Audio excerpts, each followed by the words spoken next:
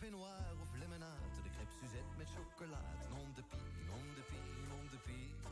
Tegen die broen zeggen ze beige en tegen schnee zeggen ze neige. In Liège, in Liège, in Liège. Overal is in die stad tegen de muur.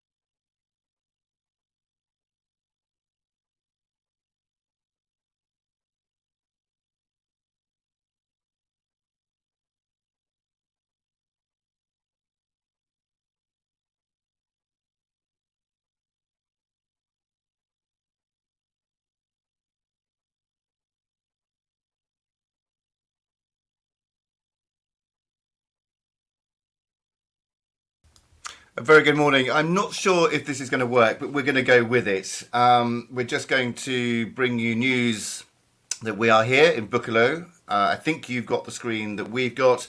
The first to go, Declan Cullen with Grand Marnier, is in the arena. He's currently had a fence down at 2. He's had a fence down at 5A and a refusal at 6 and a refusal at, no, in fact, a fence down at 6, a refusal at 7, and is carrying on. He's now jumped the 8th before coming to the treble combination at 9 ABC, and then just 10, 11, 12 to jump. And I hope this is working.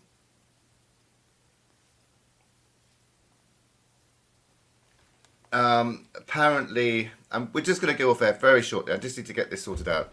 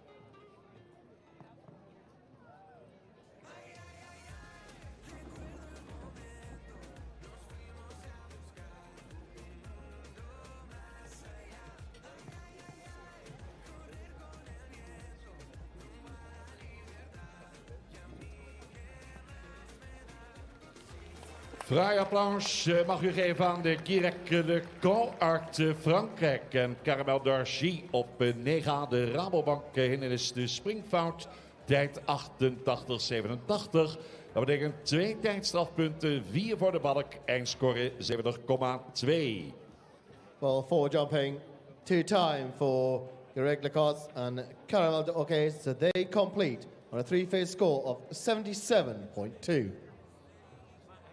Aan start nu Brian Morrison, deelnemer uit Ierland, start ook voor het Ierse team. Well, good morning. We hope this is now working properly, and we've just watched a little bit of Guirec Lacoste and Caramel d'Argy's jump round. They had the first part of the treble down at 9A. We haven't had a clear round so far. Lara Dalilica Kamara also had one down. Brian Morrison and Senator Young, Enjoy, 2 fences down. Declan Cullen with Grand Monnier, the first to jump. Well, it wasn't the round for him. Let's just put it that way. We're running in reverse order. We welcome into the arena now Brian Morrison with Global DHI. He fell on his second horse on the cross country yesterday, and I'm glad to say not just me that will be guiding you through this paused show jumping. It's going from bad to worse. You couldn't write it. It's not just me that is going to be here this morning. Once again, joined by Lucinda Green. This horse owned by Global Event Horses had a run out at 23B on the cross country yesterday and 12.8 time penalties. Brian Morrison for Ireland Global DHI. Good morning, Lucinda. Good morning, Spencer, and good morning, everybody. We're very happy to be here. There was a moment when we thought we were just going to have to do one of those radio broadcasts that Spencer did so ably at the end of the cross country when we lost the picture. But here we are in Buccellow's wonderful arena. It's probably several years old now, but for me it's completely new. I haven't been to Buccellow's since its inception. And it looks like it's quite firm, which is a really good thing because it gives horses lift off the ground. Really, there's nothing worse than too soft a surface because they just don't travel in it, the feet don't slide, and they need to slide to take the concussion out of the body. Well, another one to have the first part of the treble combination down at 9A. And just coming home now. 2 fences left to jump for Brian Morrison Global DHI. And of the 5 horses that have gone so far, 5 horses have all had that first part of the treble down.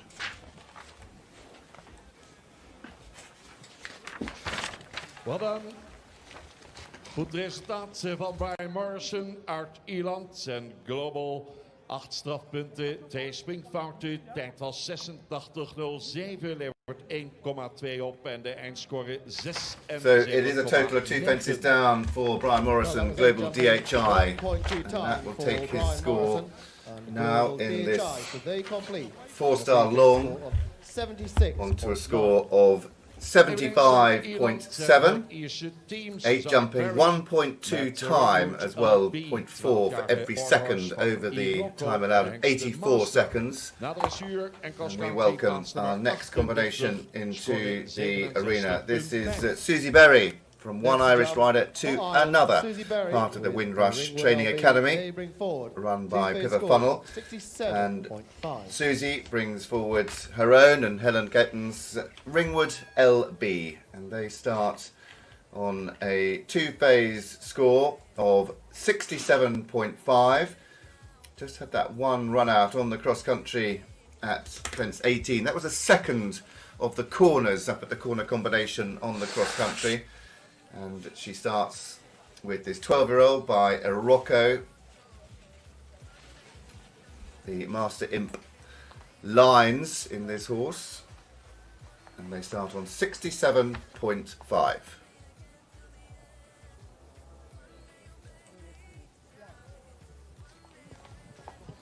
Master Imp, a very prolific sire of talented horses, but you have to have a certain temperament yourself because it can be tricky.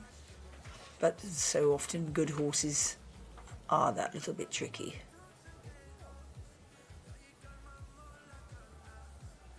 Beautiful round so far, lovely energy in the pace. That's not too avaricious a pace. a pace that's giving this horse time, and well done through the treble to take the care that we need them to take on this third day. They're not massively big, the fences, that isn't the point. It's to test whether the horse is still trainable and happy to do his job for you. And some horses simply don't have the conscience that others have. But this horse is a beautiful jumper, very, very well ridden by Susie. Really an exciting prospect. Well, a clear round, but 1.2 time penalties. Once again, the time very influential. She completes on a score of 68.7, just a 1.2 to add. But the very first clear round of the morning so far. Well, if you're just joining us, a very warm welcome. Apologies about what happened in the early part of the programme. Of course, Sophie Levin will be the last to jump.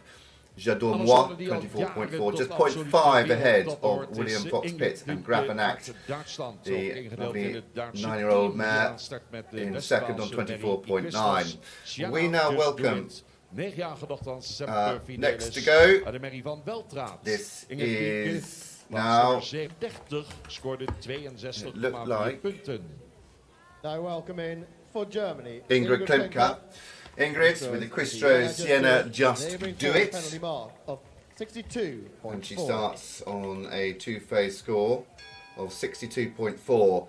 That run out early on at 11C, that was the fence coming out of the rail ditch. Rail combination, the triple rail, just duck to the side.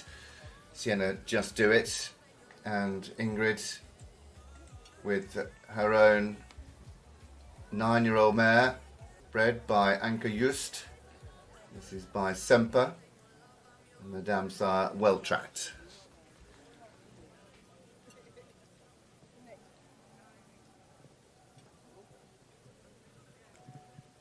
That's the first straight line in the course. Much more difficult to ride a straight line. Turns help you get a horse underneath you and balanced. And the straight lines are starting now. Another one coming up here. And then a sweep left after the triple bar to 3 in a row, and then an oxer. So all on a straight line. The first few fences start off curves and bends, which are easier to ride. Beautiful, clean jumper, this mare. Expertly piloted. Ingrid, one of the very best in the world at all three phases. The real skill to be really good at dressage and really good at cross country. Well done. Super round. Well, a very nice clear round for Ingrid Klimka and the Quistro's Sienna Just Do It. And that is the first double clear. So clear jumping and no time fault. Still keeping Ingrid very much on her toes as she's leaving the arena. But she completes on 62.4. A masterful round by one of, as Lucinda said, one of the very best in the world. Well, in fact, that has been adjusted. These scores change all the time. Apologies, but she was just 1 second over, 0.4 to add, so not the first double clear. She completes on 62.8. Well, just walking around the arena, and our next start will be Toshiyuki Tanaka with Talma Dolu, owned by Riding Club Crane, bred by Vivian and Val. Now we welcome in for Japan. And this horse is the horse that he rode at the Tokyo Games by Opium de Talma, bringing forwards a two-phase score 56.4. A run out at the Arrowhead at 27 yesterday on the cross country, and 8.8 time penalties, representing Japan.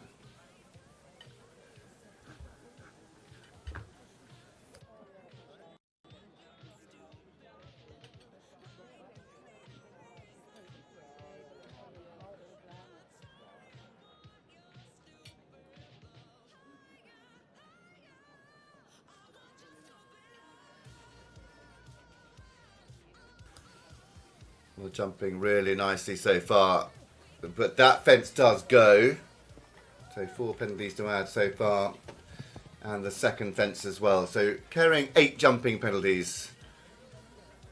Toshiyuki Tanaka and Tamadolu. Well, and 6 goes, and the 7th. So proving expensive. 16 jumping penalties so far for Tamadolu and Toshiyuki Tanaka for Japan. Coming down to this treble combination, 9 ABC. Jumps in well. It's interesting seeing the different horses on the final day and just how fresh. We only had one that didn't represent at the final horse inspection this morning, and that was Josephine Schnaufer Vocal and Pasadena 217 withdrew before the final horse inspection. And just coming now to jump the last, Toshiyuki Tanaka and Tamadolu. It's 4 fences down, 16 jumping penalties. I'm just going to check on their time as well. And it is inside the time, so just 4 fences down, and they complete on 72.4. So they complete 75.6. Well, that is not correct. In fact, it was going to drive me mad, I think, this today. It was 16 jumping 3.2 time, so he completes on 75.6. We'll get there. We'll keep up to date with you as much as we can. Next to go, this is for Ireland, Felicity Ward. Felicity riding Regal Bounty, owned by James O'Callaghan. Bred by Miriam Defoe, by Arestus, 10 years old this gelding, and they bring forwards a two-face score in 26th place of just 55.1. In fact, they're lying in 36th place, clear jumping, but 15.2 time on the cross-country yesterday. You saw him just flick his tail up there. She's just reminding him to keep moving.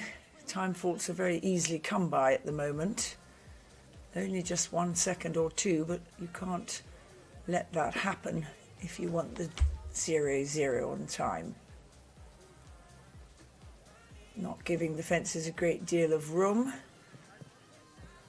but it doesn't matter so long as they don't fall down. Keeping up a lovely rhythm, moved on a bit round that corner.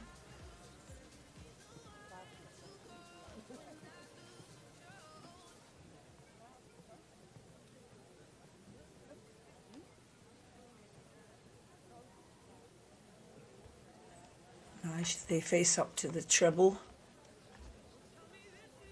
If you're coming off a good spot, you've got a chance. You're coming off a difficult spot, sometimes they try harder. But you're a bit more worried as the rider, but that was perfect.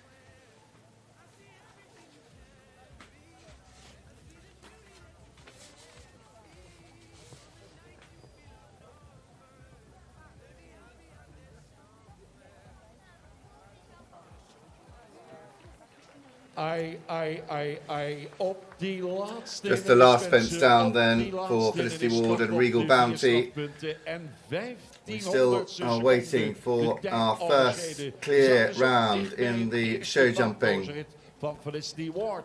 But just that one fence down, we'll wait for their time because I keep saying that they're good, but they're not. That looked like it might have got it, but if it hasn't got it, I'd be surprised, because sometimes the earlier few get time faults and then the judges adjust the time and give them another few seconds before and take the time faults away. She was 1 second over, so 0.4 to add, so she completes on 59.5. I think most of them have just been 1 or 2 seconds over. I don't know what the judges do. They just probably wait until they cut the corner a little bit more and take those 1 or 2 seconds off.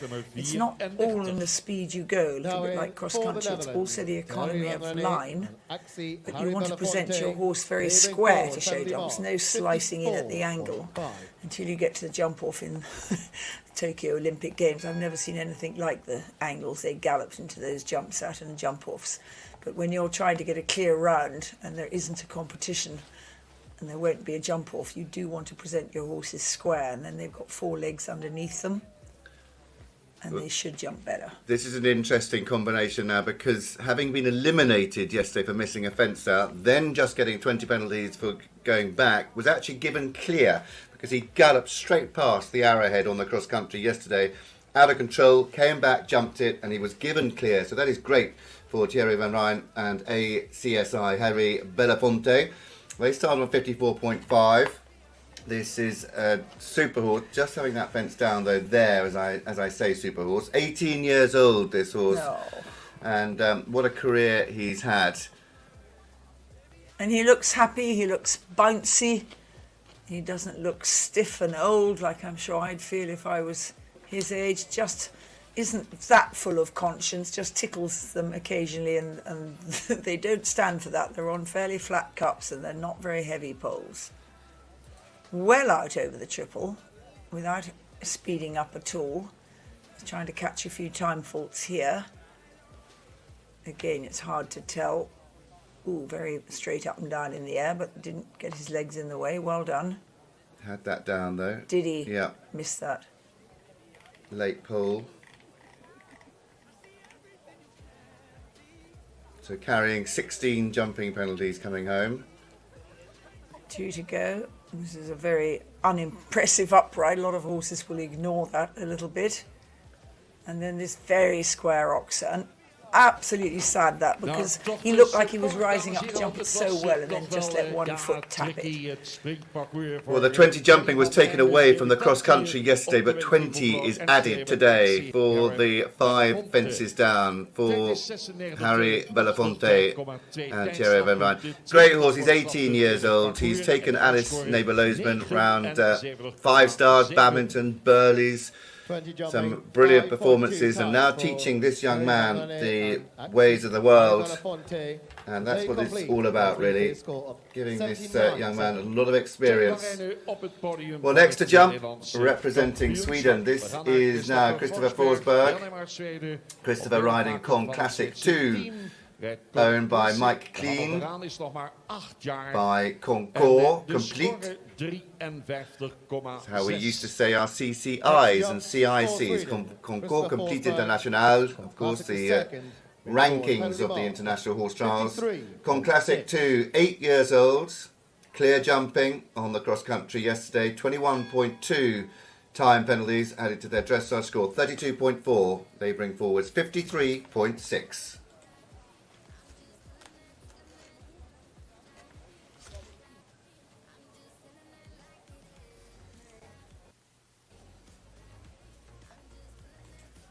Just an 8-year-old. Not a particularly big one. He's not going to grow much more. He will strengthen up and fill out. But Christopher is tall, but managing to fold himself up very nicely on this little horse. Always remembering 6'5" of Mark Todd, won double gold medals at 2 Olympic Games on 15.3 Charisma. So really size doesn't matter. It's really the size of the heart, and whether you, as a taller person, can keep your balance on a small horse. And so far, Christopher's doing a really lovely job. He's got a nice springy canter, only 8 years old, so you'd imagine that he hasn't got to this 18-year-old stage of being maybe a little bit stiffer in the joints. And lovely, just quietly lengthening into that triple bar and coming up from the base with a little bit more oomph. Will he be another to have the first part down? Yes. It's interesting, the back rail's gone more times than anything. Of the first element? Yeah. Interesting. I'm just looking at the double bridle I believe we have here. Some horses just love 2 bits in their mouth. Others prefer just to have one. He's making a lovely job of this, Christopher. And this very meaty oxen, well done, and he really squared up and took the trouble to get his horse right together and underneath himself. A square turn can really help that. Well, it was one fence down and 3.6 time penalties for Christopher Forsberg, and Con Classic takes their score on to 61.2. For jumping, 3.6 time for Christopher So the Forsberg. time is Con proving Classic very, 7. very They influential complete so on a far. three-phase score of 61.2. As we welcome into the Donohoe arena uit Ierland in their is binnen met Guido grey Roller, ook een jumping Irish jacket. Spotlight This elk is jaar. Zo Alex kan de Donohoe Guido for Gold Ireland, uit de merrie van riding Tiger Guidam Roller. Roller.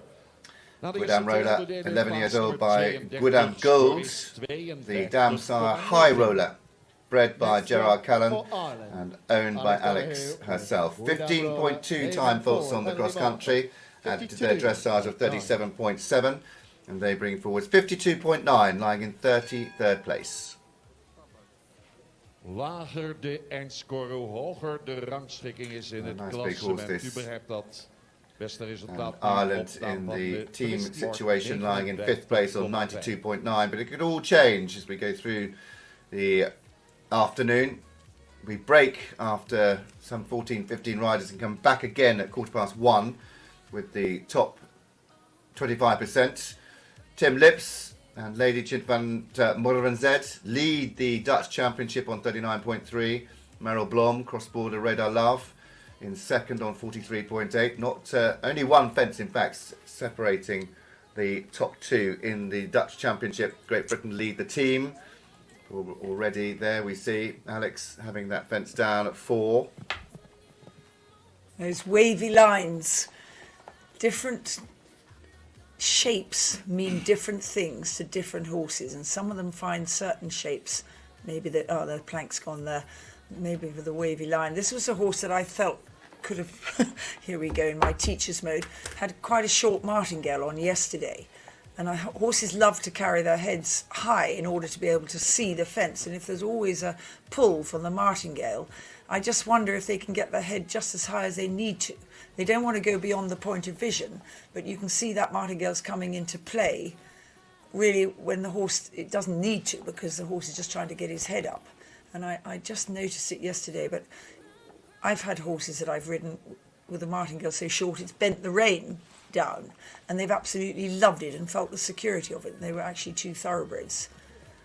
So there's, again, different things suit different horses, but it would be interesting to try it a few inches longer. De doorkomsttijd is 87,79. Well, 2 fences down at 4 and 6 for Alex Donohoe and Guidam Roller. It is a total of 8 jumping, 1.6 time penalties. And I think the time is going to be quite influential now. If we think about those ahead, there's not one fence separating the top 2. It's going to be pressure on.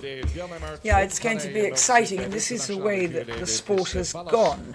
And I mean, a long time ago, maybe 12 years ago or so, the time became a little more difficult to get in the show jumping, and it was done on purpose to help people learn to ride forward to the show jumping.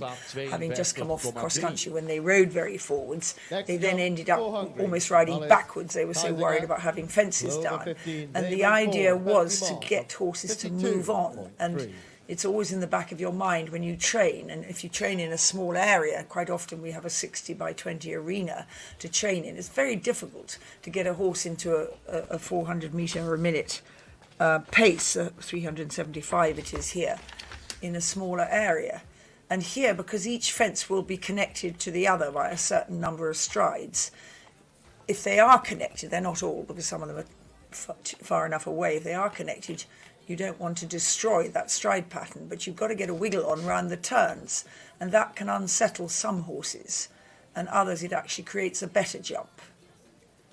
So he's done the wiggly bit, the first 3 fences, and now he's on to the first straight line of this, again, wiggly fence, but he read that really well, to the double.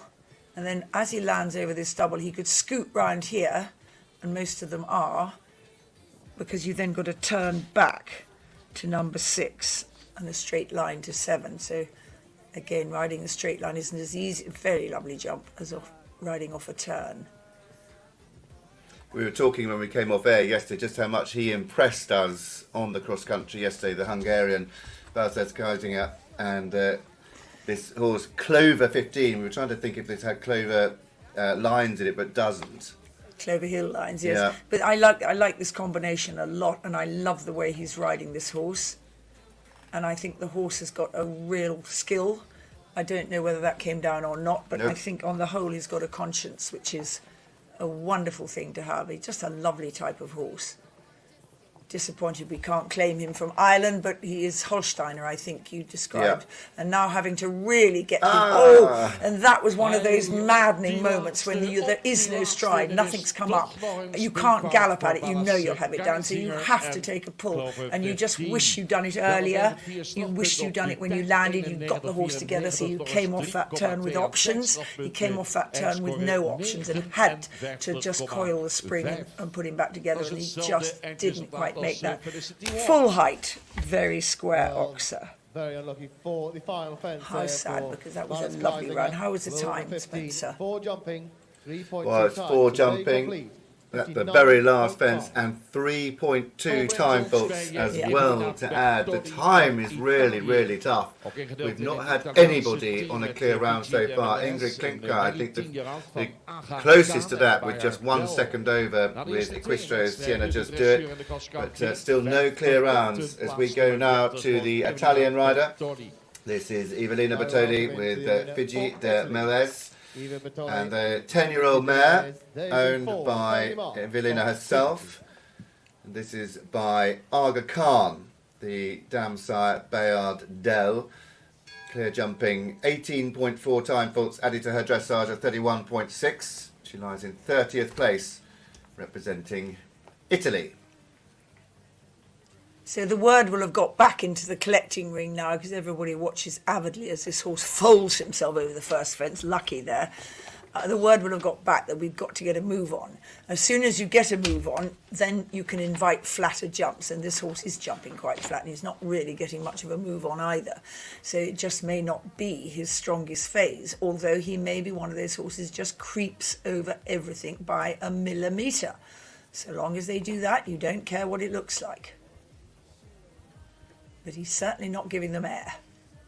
He's got his ears on so that he doesn't get disturbed by any sounds from the crowd, and there you want a beetle on as you're in the air over that oxer without letting them drop their back legs on it by moving your weight. You want to gallop as you land.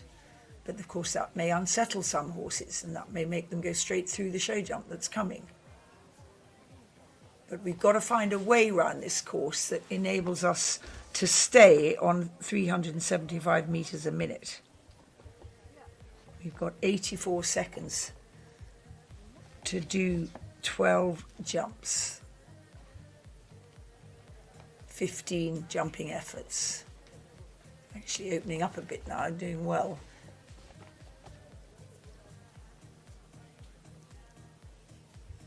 Tiny Evelina, a lovely mare, who's actually beginning to, let's see how she does this. Well done. I felt she got better and better during that round.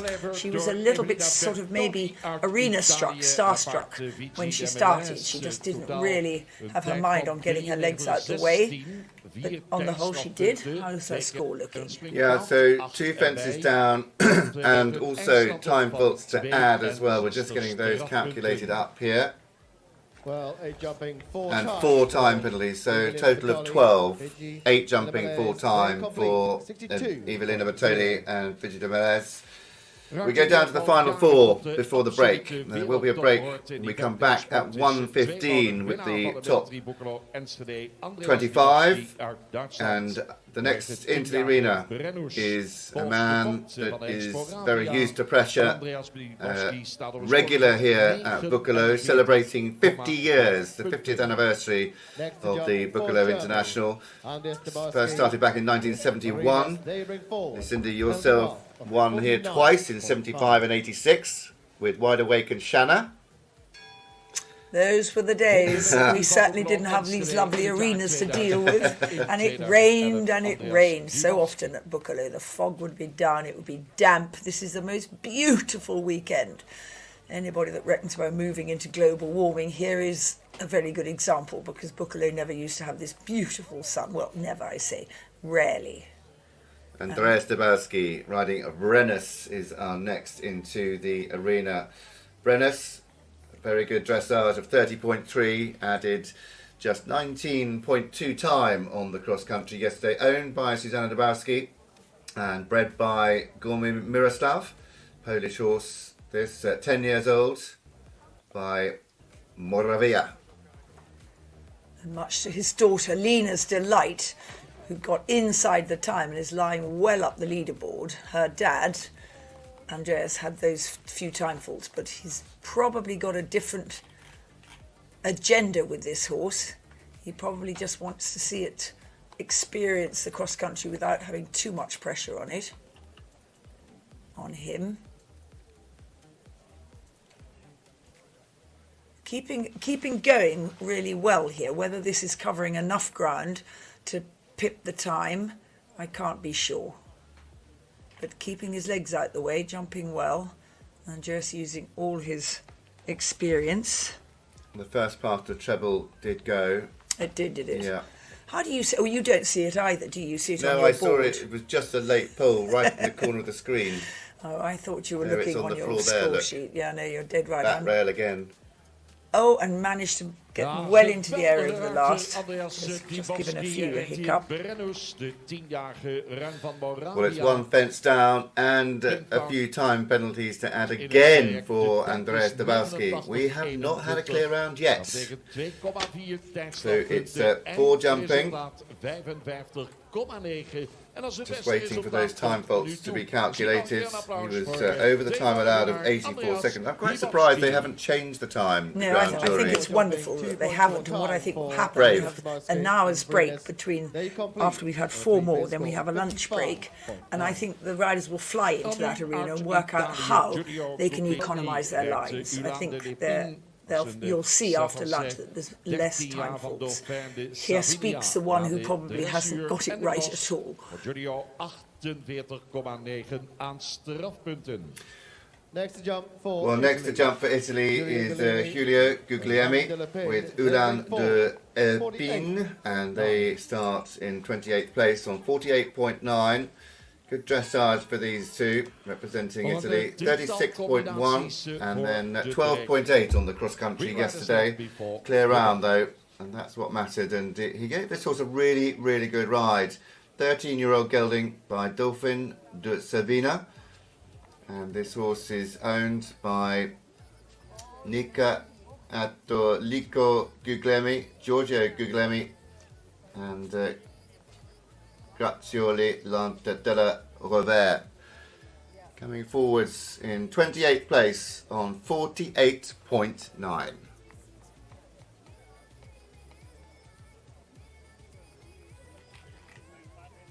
Oh, disappointing start. Number 2 goes.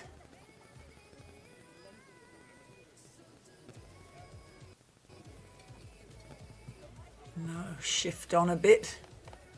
They're not taking the opportunity, from what I can see, to move on the 2 turns where they don't have fences.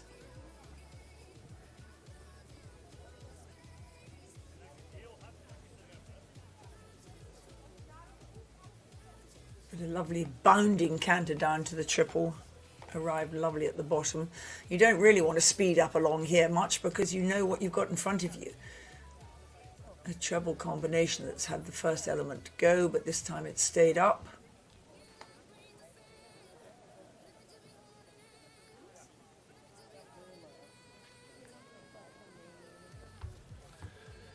Well, just carrying the 4 jumping penalties as he comes down to the last 2 fences. Quite often this red oxer has gone front rail and again. Interesting, again, the corner is the key. If you can get the corner right, and you've got to get your canter where you want it before you enter that corner, and then you need to right angle that corner so that your horse comes around it with his hind legs really under him. Then you have half a chance of getting them up in the air in front of that first rail, which is high. It's dead square, that oxer. 8 jumping, 2.4 Well, 8 jumping and 2.4 time penalties for the Italian rider, Giulio Guglielmi and Ulan de Erpin.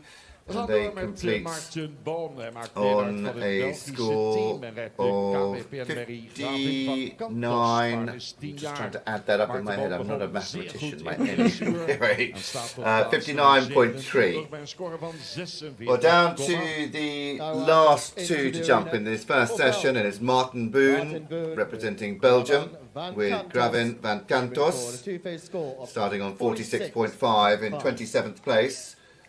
Not related to Terry Boone, who won back in 1995 on Vital Decision. And I know that Terry is a great watcher, avid watcher of these events, and I think he's watching at home today. So very good morning to you, Terry, over in Ireland. Clear round for Martin, and he brings forwards 18.8 time penalties added to his dressage. A very good dressage of 27.7. 46.5, his starting score. Interesting, Martin. Watch the horses as they canter round at the beginning. He came in and he cantered round quite slowly, quite collected, and then he must have heard the bell and he had a little way to go before the turn to the first, and he moved the horse into the next gear. But some people come in and move them up much quicker. Others need to keep them smaller and slower for longer. Again, it's another, you must know your horse. And sometimes you're experimenting. You don't actually know what the right thing to do is, because you don't get much practice at third day jumping. You're probably lucky if you do more than 1 3-day event a year. You may do 2, some do 3. And it's a very different horse you have under you on the third day when he's gone 4 miles at the gallop cross country. And he's just a little bit treating this as the cross country. You can see I'm not telling you when he has a fence down because you can see it for yourself. But it just has been tipping a couple. And Spencer, you better watch carefully for me over this first element of the treble because I'm missing it. Down. I got that. That was a proper good clout. But he's a delightful attitude of horse. He's really up for it and game, but he hasn't just quite worked out that they're not cross-country fences, and you can't even tickle these. They tickle the cross-country fences and stay economic and get faster times, and sometimes use the cross-country fences to slow themselves up as they jump down a drop. And that was stunning. How he rode that last fence, I really would like to see again, because he just produced the most beautiful jump. Well done. Well, 4 fences down, total of 16 jumping penalties for Martin Boone and Gravin van Cantos, and also time penalties to add. And 4 time penalties, so it's 20 in total for Martin Boone. 66. And Gravin van That's Cantos. disappointing, isn't it? Because you could have come off the cross country with a stop and had 20, and now you feel so deflated because you've completed your event, you've done jolly well, and you've suddenly got a 20 tacked on in the show jumping, and it feels like you've had a stop across country. It is very, very disappointing indeed. So Gravin van Cantos and Martin Boone takes their score on to 66.5, drops them down quite a few places, as you can imagine. As the last to go before the break, this is Marlin Hansen Hotop and Carlitos Quidditch K, and she's riding out of order with 2 horses in this field. She's lying in 18th place after the dressage and the cross country. She lies well up the order with Monsieur Schnabel, lying in 16th on 35.1, but with this Holsteiner 9-year-old gelding by Amsterdam, in fact by Kiwi Dream out of Amsterdam, by San Patrignano Cassini, owned by Bodil Ibsen and bred by Miriam Kuhl, and they start on 36.5. Cassini breeding is show jumping breeding, and he certainly looks like he's got that sort of, well, not so much there actually, as he hollowed a little bit against the hand, but he looks like he's got that sort of scope of a show jumper. Has he got the care? Sometimes show jumpers find their way to eventing because they're not quite careful enough. And there she's whizzing on, but now already has to come back. It's a big, powerful horse. You can't whiz on too much or you'll lose him. Beautiful jump over there. Seen a big one at the upright. Good girl, why not? And now the triple bar you go right to the bottom of, and they usually find those much easier to clear if they don't stand off. Now the treble.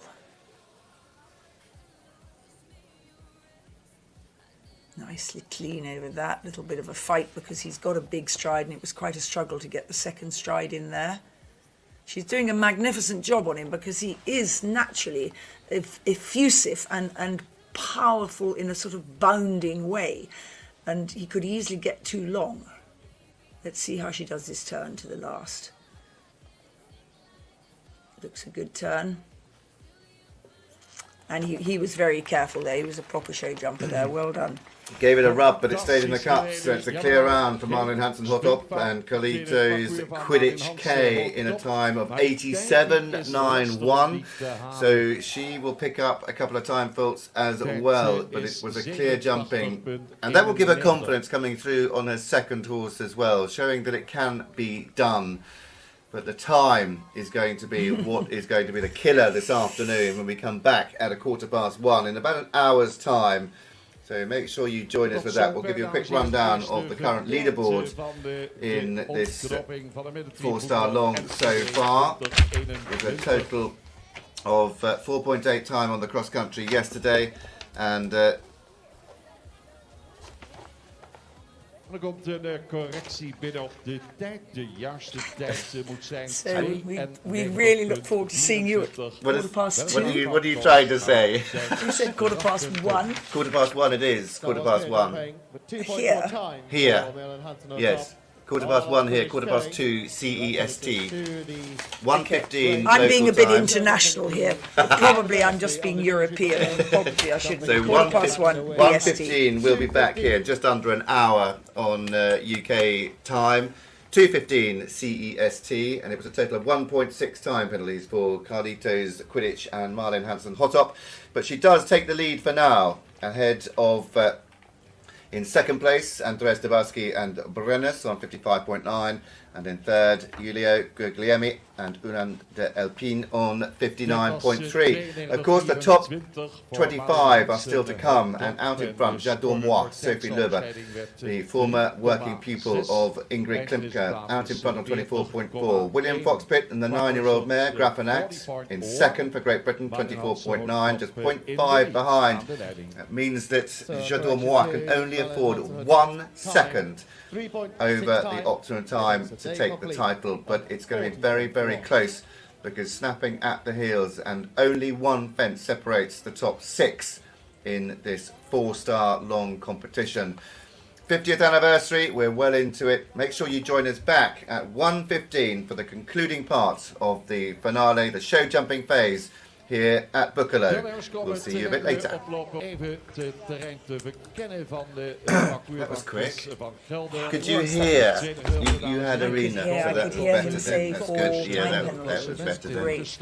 I'm sorry about the time. No, that's fine. I don't know whether we should be telling them both times. I do say both times. Yeah, okay, perfect. I'd love this printed out because I can't keep throwing myself across your vision. What do you want? The top 25, I'd like to see the scores. I'd like to see who had time faults, what they had, just to give me a feeling for what they've when they come into the jumping. It'd be fantastic. 25 combinations coming forward this afternoon to jump. So decide the placings. We had a lovely picture of Oslo. Darling Freddie didn't understand why horses had him in the shadow. So I said, we'll just put him here, but not down the slope because he won't look so good there. We pushed him back and he got beautiful. He looks so well. Om 2:15 met Barbara Sayous uit Frankrijk en Opposition Film Star. En dan werken we toe naar de beste combinaties van het klassement. Startvolgorde dus omgekeerd aan het resultaat van de eerdere dagen.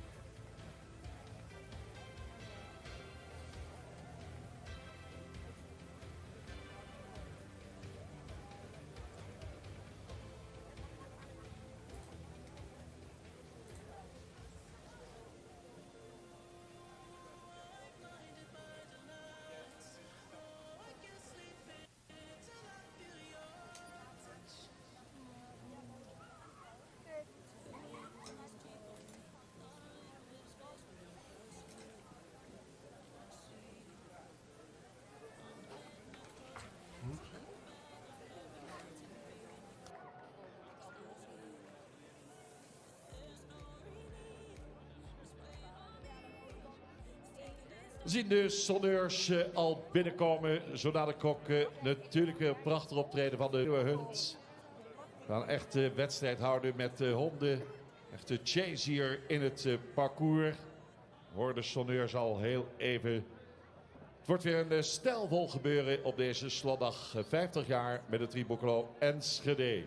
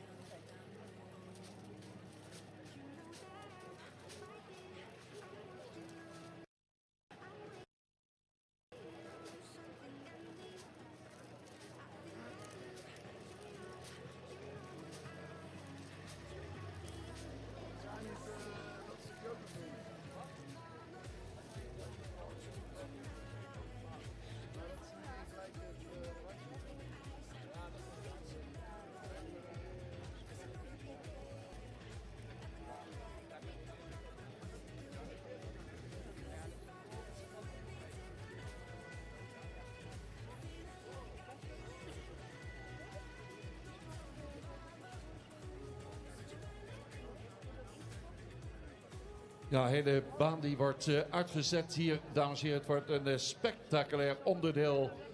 Veluwe Hunt, eigenlijk ideaal wel van de partij op de minuterie van de Boekelo Enschede ontbreekt ook niet bij dit 50-jarig jubileum. De sonneurs staan reeds opgesteld in de piste.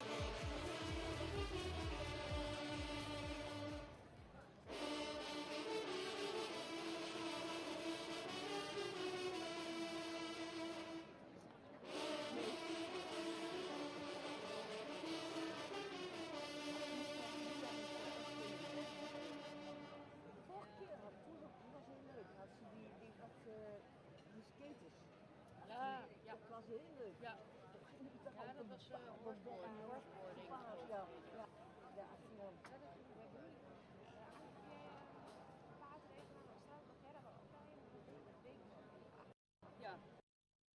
Ja. Moet je wel zo'n ding hebben. Dus volledigheid.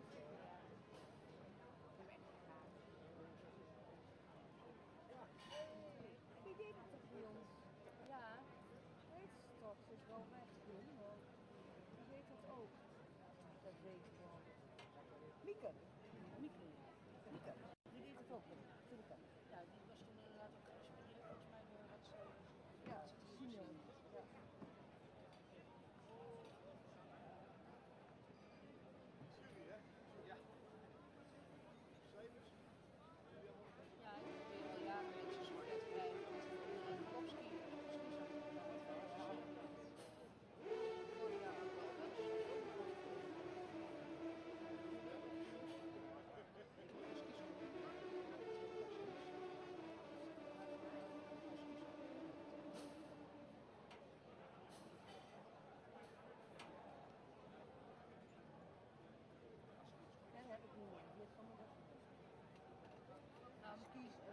Ik had de skischoenen in de winter en achter de auto staan, dus in de winter is het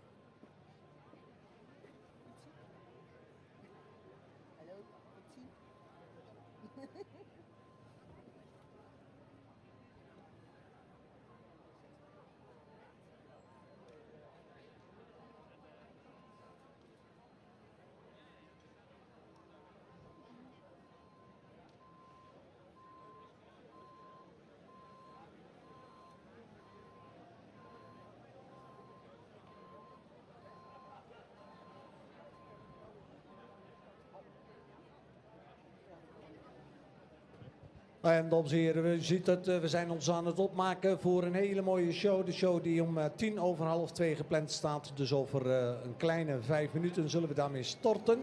De show wordt gegeven door de Veluwe Hunt. En het commentaar daarbij zal worden gegeven door de voorzitter, Shane Heshuis. Samen met de collega-speaker Greg Anderson. En afloop van de show, op het eind van de show, en dat zal rond 1:50 zijn, dames en heren. Dan mogen de kinderen ook even in de ring komen. Dan worden ze uitgenodigd en kunnen ze even met de honden in contact komen. Want dat is om 1:50 ongeveer. Dus houdt u daar rekening mee dat u op een plek bent dat de kinderen ook makkelijk in de ring kunnen komen. Nou, hier komen ze binnen. De deelnemers van de Veluwe Hunt. En we begroeten ze met een heel warm applaus. Goedemiddag.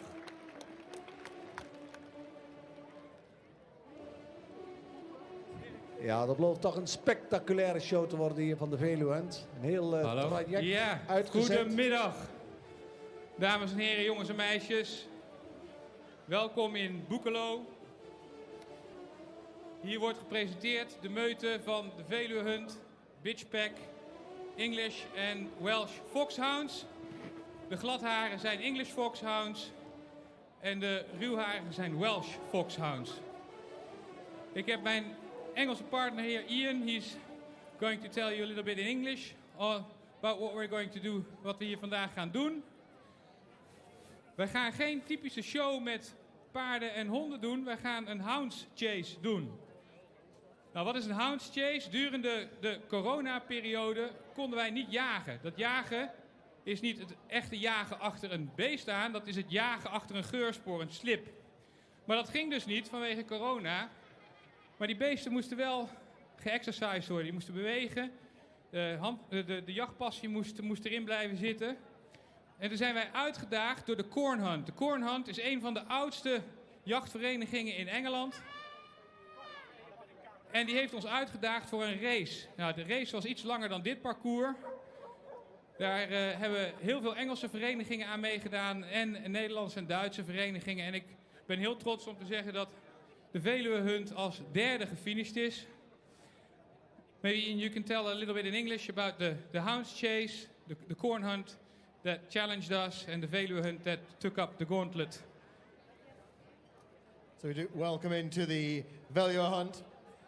As Shane just said, the Welsh and English foxhounds, a great combination of hounds, great breeding within them of the Welsh and English foxhounds. You know, a great display of hounds, a lovely looking pack. The Veluwe, this combination, we're third in the challenge from the Corn Hunt. A great race to raise money and keep the hounds fit during the COVID times when everyone was unable to get out and enjoy the sport. So the Veluwe Hunt came third, which was very exciting in that challenge.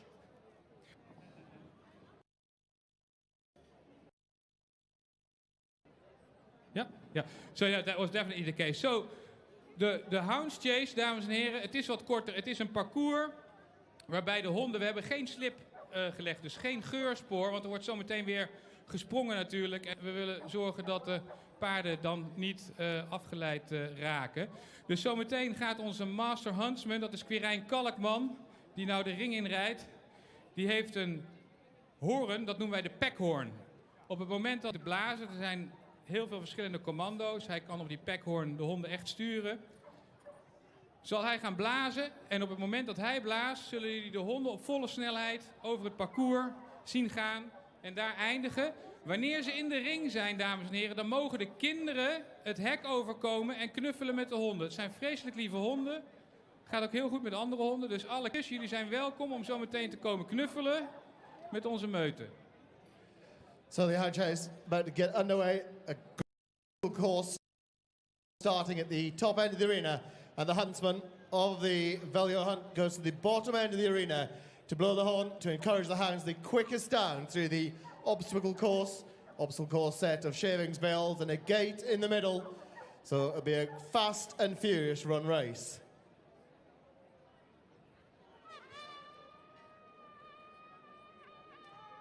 Ik ga weer terug zitten hierheen. Heren, dames en heren, moet aan hè, de dames van de Veluwe Hunt.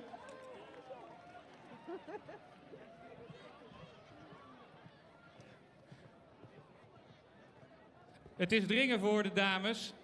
Daar zijn ze.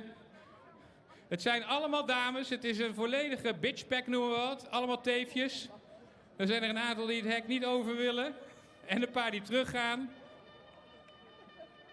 So a few of them not such good job as going backwards now at the line. So just with the hounds just cheating in the opposite directions. Ja, ze zijn iets in verwarring. They're a little bit confused, I think, Ian.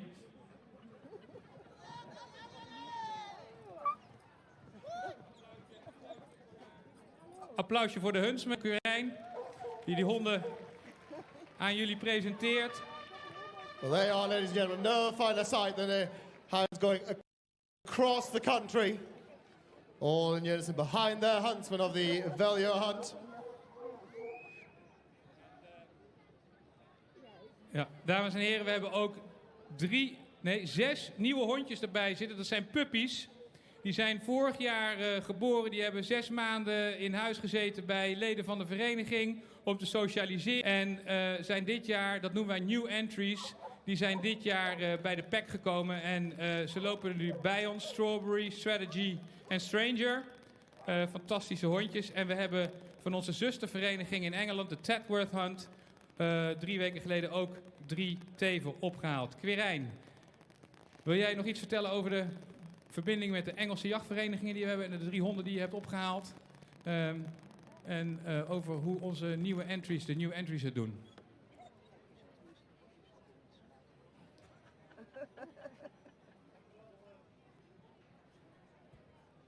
Dankjewel Shane voor de duidelijke uitleg. Fijn dat we allemaal hier mogen zijn weer met het prachtige weer. Inderdaad, 17 koppel only bitches. Inderdaad hebben we...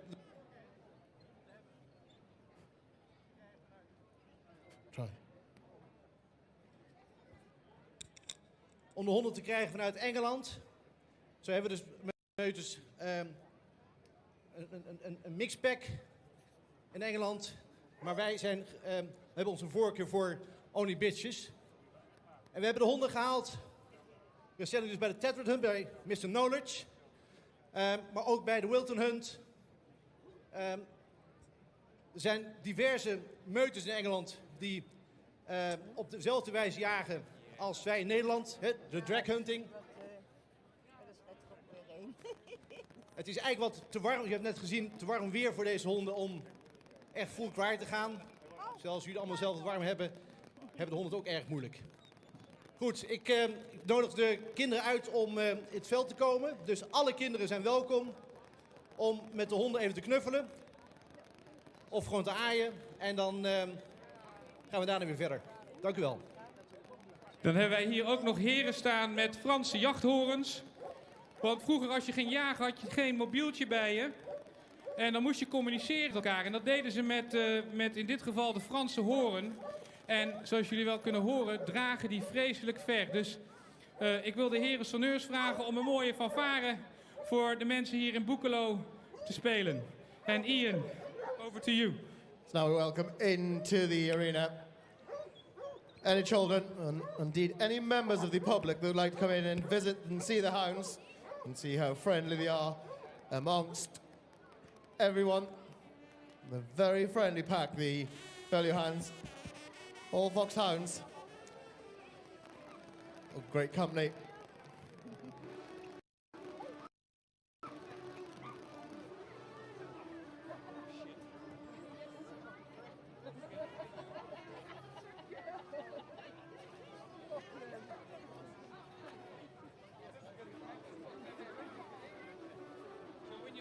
Tie for you, if you'd like that. Yes? And if you're ever over in Holland, feel free to do it. And if you come with us as well, come to the UK. Whereabouts are you? Northumberland. We have a hill pack, which is great to be honest, because we just disappear. I'll ask Dirk for your details. I'll send you mine. Oh, that'd be great. Yeah. And then we've got a site, my work has a site in Malta.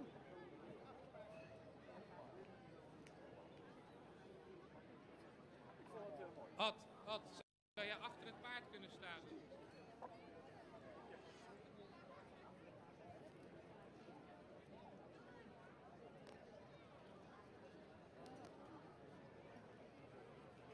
Dames en heren, het jachtseizoen begint altijd in oktober en loopt door tot april. Er zijn 4 officiële jachtverenigingen in Nederland en die vinden het altijd ontzettend leuk als mensen met een passie voor deze sport komen kijken. Of zelfs een keer als gastruiter mee komen rijden. Voor de Veluhunt kunt u zich aanmelden op de Veluhunt site. Daar staat het nummer van ons secretariaat. We zijn een vereniging met heel veel jeugd. We jagen vanaf Groesbeek tot aan Zuid-Limburg en dan wat meer naar het westen toe. We hebben een kinderjacht 1 keer per jaar. Je kunt het vinden op veluwehunt.nl. En we zijn altijd heel erg blij als mensen onze passie komen delen. Ian, so you told me you hunt yourself, you're a joint master. here in Holland, we only take the hounds out once or twice a week in the season. How many times do you do that in your area? So yeah, we go out hunting 2 days a week on a Tuesday, Saturday, and every other Thursday. So yeah, it's quite busy. We have a very lovely countryside where we hunt, rolling hills, and we're not troubled by any roads or railways, so we are very, very lucky. That definitely makes us jealous, because here in the Netherlands, obviously, we've got a lot of highways and railway tracks and everything, and we hunt once or twice. I think in the UK it's much more embedded in the culture than it is over here, but yeah, our pack is about 40 dogs, 40 hounds. How big is your pack? Zij hebben veel meer honden dan wij in Nederland hebben. Wij hebben een pack bij de Veluwe, dat is ongeveer een pack ter grootte van 40 honden. Ik vroeg net Ian hoeveel honden hij heeft. Hoeveel honden? How many hounds? So we have 33.5 couple in kennels. So that's 67 hounds that we have in kennels, split between the bitches and dogs. Yeah. So yeah, we're very, very lucky. Something to be jealous of. So, okay, thank you. Dank u wel allemaal voor uw aandacht. Wij moeten de ring weer vrijmaken voor het echte belangrijke, de tweede helft van het springen. Wij wensen alle deelnemers vreselijk veel succes. En wij bedanken de gemeente Enschede, de organisatie van Military Boekelo voor hun gastvrijheid. En we hopen jullie allemaal volgend jaar weer te zien. Tot ziens. Ja, bedankt. Mooie woorden van Shane Essars, voorzitter van de Veluwe Hunt. Veluwe Hunt gaat het terrein weer verlaten. Wellicht nog even mooie klanken van onze sonneurs.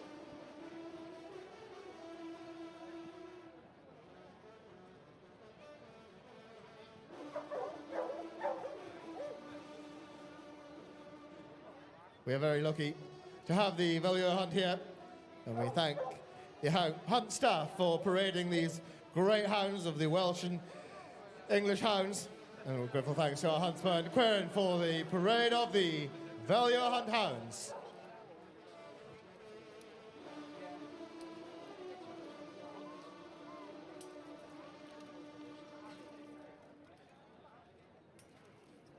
Ja, daar komen ze nog een keer voorbij, dames en heren. De Veluwe Hunt, de meute nog een keer hier te zien op het prachtige terrein. En als ze voorbij komen, geef ze nog een applausje mee. Een mooie demonstratie hier vanmiddag. 50 jaar Military Boekelo Enschede. En dan mag de Veluwe Hunt niet ontbreken.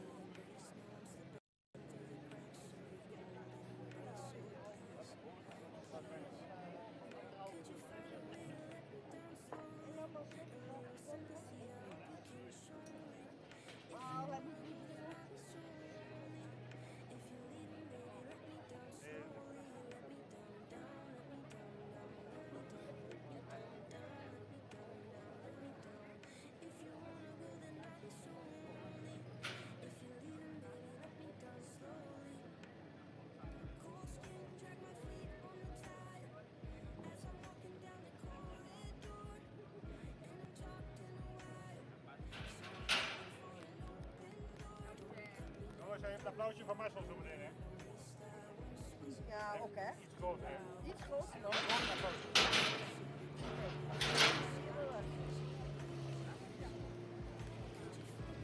Hey, Basil!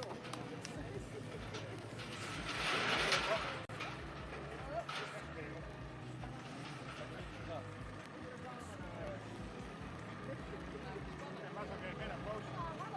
Marcel heeft het niet gewassen.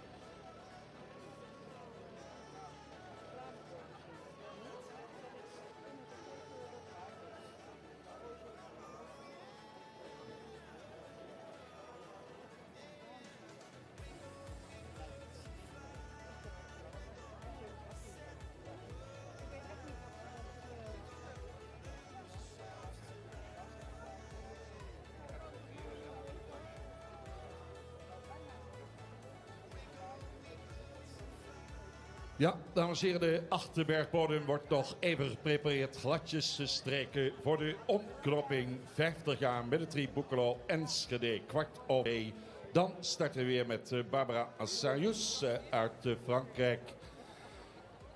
Beste resultaat voor Malin Hansen Hoortop uit Duitsland, die als laatste startte voor de pauze en staat op 40,1. Maar er zijn er heel veel die dat resultaat nog kunnen verbeteren. We hebben even een vriendelijk verzoek voor de mensen aan de zijlijn in de nabijheid van de Rabobank driesprong. Daar in de buurt van de eerste van de Rabobank driesprong, daar staat de finishlijn.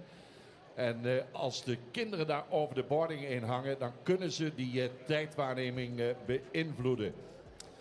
Daarom moesten we de tijd corrigeren van de laatste Amazone. Dus als u dat even een beetje in de gaten wilt houden, dat kinderen daar niet op de boarding hangen bij die tijdwaarneming, dat zou mooi zijn. Dus dat betreft, na hindernis nummer 12 in de nabijheid van de Rabobank driesprong.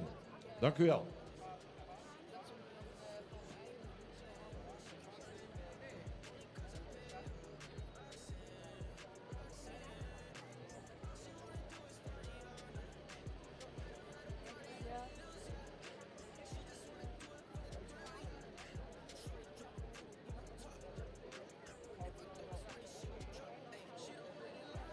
En voor wat betreft de landenwedstrijd is er nog niet zo heel veel te zeggen. Duitsland heeft 3 deelnemers aan de start gehad en Ierland 3. Die resultaten zijn nog niet helemaal verwerkt, want Groot-Brittannië heeft nog geen enkele combinatie aan de start gehad in die landenwedstrijd. En Groot-Brittannië stond aan de leiding na de dressuur en de cross-country. Dus ja, daar kunnen we op het eind iets over zeggen. Zo dadelijk dus Barbara Assayus uit Frankrijk. De minuten tikken weg, een minuutje of 5 nog en dan gaan we weer beginnen. Deze hele mooie zonnige dag, we hebben toch top weer gehad. Hier 50 jaar Military Boekelo Enschede.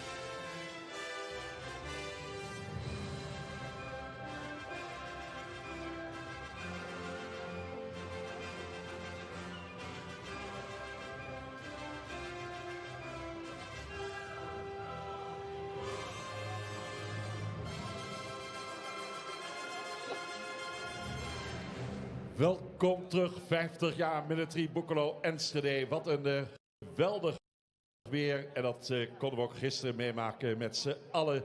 Want dat waren er veel bezoekers op de zaterdag. Eindelijk kon het allemaal weer naar een evenement toe. Nou ja, in dit geval naar een topsportevenement. En dat in het mooie Twentse landschap.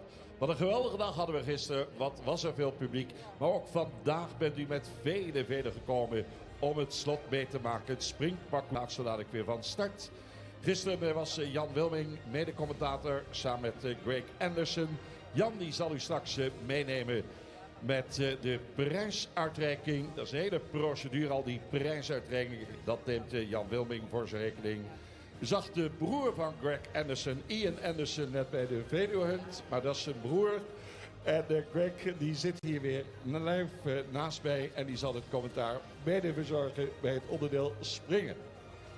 Well, a very warm welcome back to the final session of show jumping here at the 50th anniversary horse trial. Due to get underway in a couple of minutes' time. Our first to come forward will be, for France, Barbara Sayus and opposition film star. Currently out in the lead is Malin Hansen at top and Carlitos Quidditch K. They complete on a 40.1. So we have combinations to come forward, which will decide the individual placings and of course the team standings for the Nations Cup.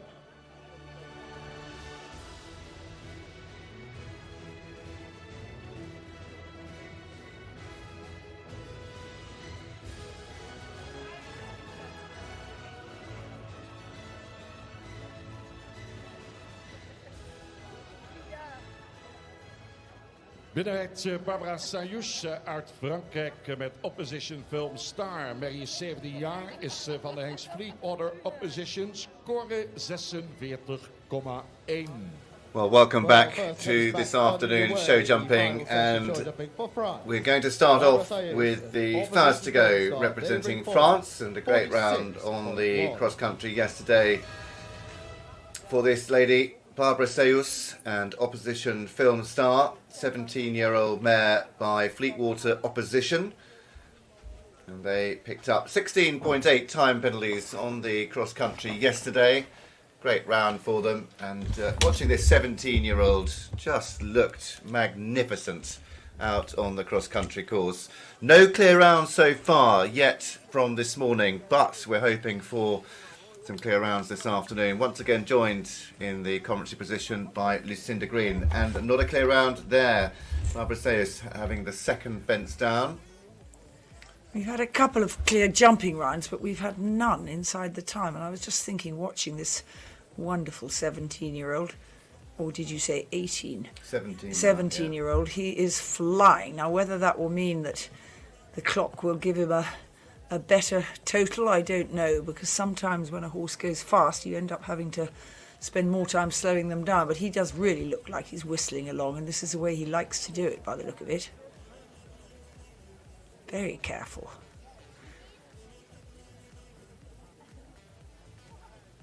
Rather reminiscent, we said yesterday, in his technique of that of Opposition Buzz, Nicola Wilson's fabulous horse. That little bit slightly helicopter jump. Opposition Buzz had it to a fine tee. He almost took off all four legs and landed on all four. This isn't quite the same, but there's a hint of it, isn't there? But he's a little goer. Head in the air, let me go.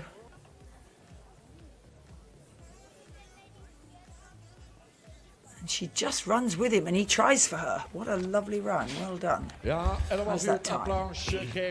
Well, it was much quicker, but it was one fence, two fences down, 8 jumping and just 0.4 of the time penalty, 1 second over the time allowed of 84 seconds. So that takes their score. Opposition Film Star on to 54.5, goes into second. Marlene Hansen-Hottop currently leads on Carlitos Quidditch on 40.1. Just picked up 3.6 time in the show jumping. It was a good clear round, but not the time. Van Amerika. Gezadeld is Solar California. Dat is een many 10 jaar van Casparo. Score 45,6. The next for the USA, to jump Mara Smith, Soligo, this California. is Tamara Smith with Soligo, California, 45.6. The dressage, she's a 10-year-old mare by Casparo, and they bring forward a score of 45.6.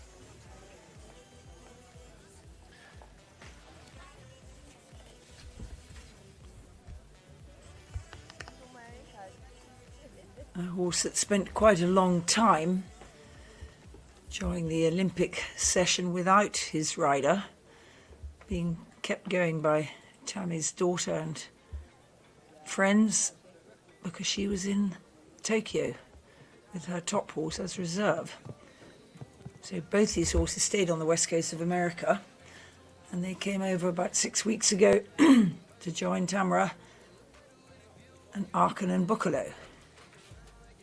And she's just jumping one place out of sync because she has another horse in the top 10.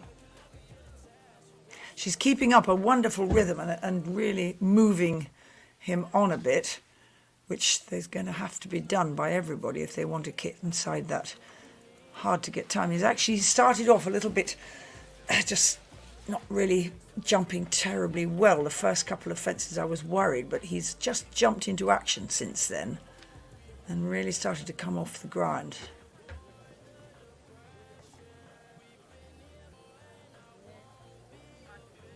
Very lovely, easy line round to that, and galloping for the finish in the hopes of catching that point something of a second. Well, it was a clear round, but I think it's just 1 second over, 84.26.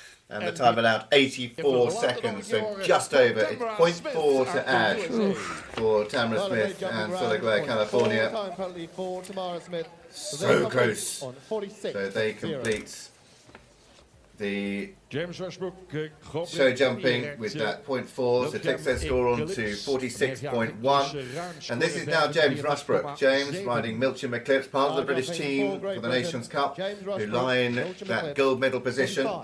James starts on 45.7, 9 years old this gelding, owned by James himself. Clear cross country, 4.8 time on the cross country yesterday.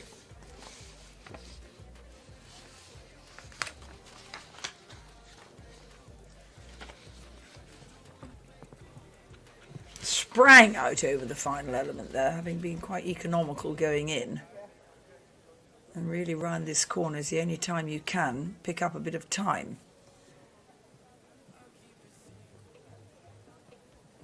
Definitely a horse with a conscience at the minute. He's going quite strongly, but making sure that he jumps cleanly.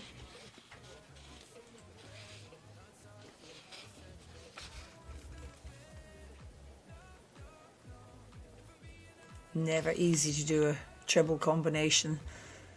It's got to be some really quick moves from the horse to get his legs out the way and drop down and start again.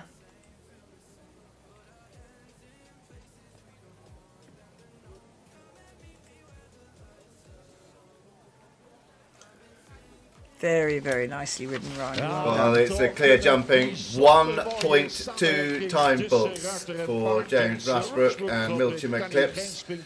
Great round, but 1.2 time takes their score to 46.9. But the first completing score for Team GBR, who sit out in front in the team situation.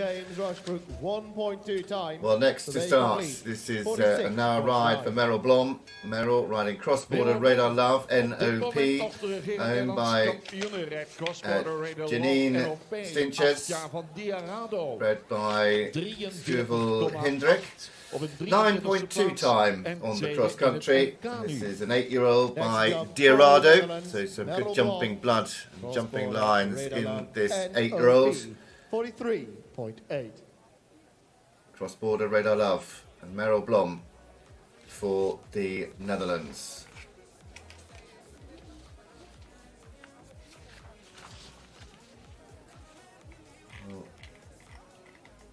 As they start, first fence goes. Oh, golly. Just not her few months at the moment. Didn't have a particularly happy time in Tokyo. Didn't have a particularly happy time yesterday on her second horse. Got a ducking along with 5 or 6 others. Just goes like that. When your luck's not in, you just have to keep your head down and keep going. And gradually it'll change and come right for you.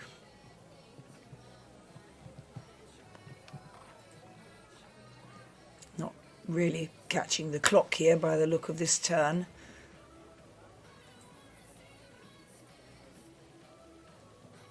Lovely jump. Kept up a good moving rhythm down that line of 3. Now here you really want to gather the power together because you've got the 3 jumps in a row. A lot of people having the back row of that first one down this morning. Very well through there. You're so far not home though. You've got an upright and then a very square oxer off a right angle turn.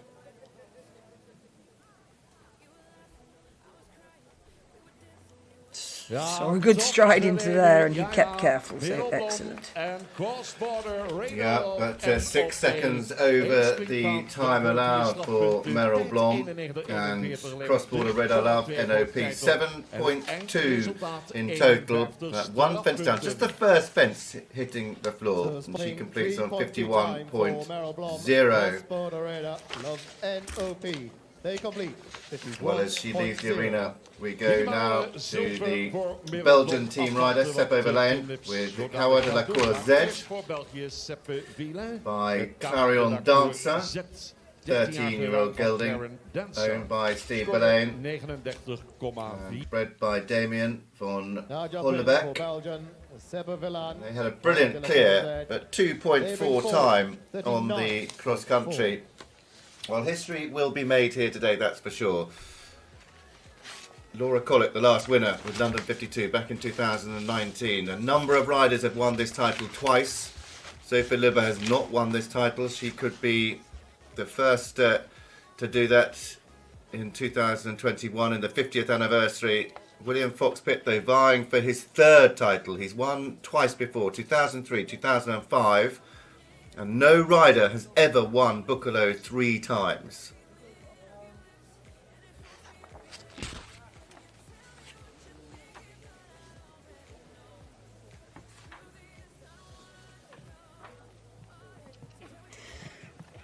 Excellent urging to encourage him to just lengthen his stride and meet that oxer from not too far away. You never know if a horse is going to drop into a double and shorten up or drop into a double and lengthen out.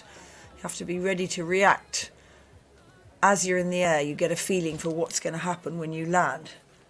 And then you get a stronger feeling as they take the first stride, and you have to react and ride accordingly. So let's see whether he backs up as he lands into the treble.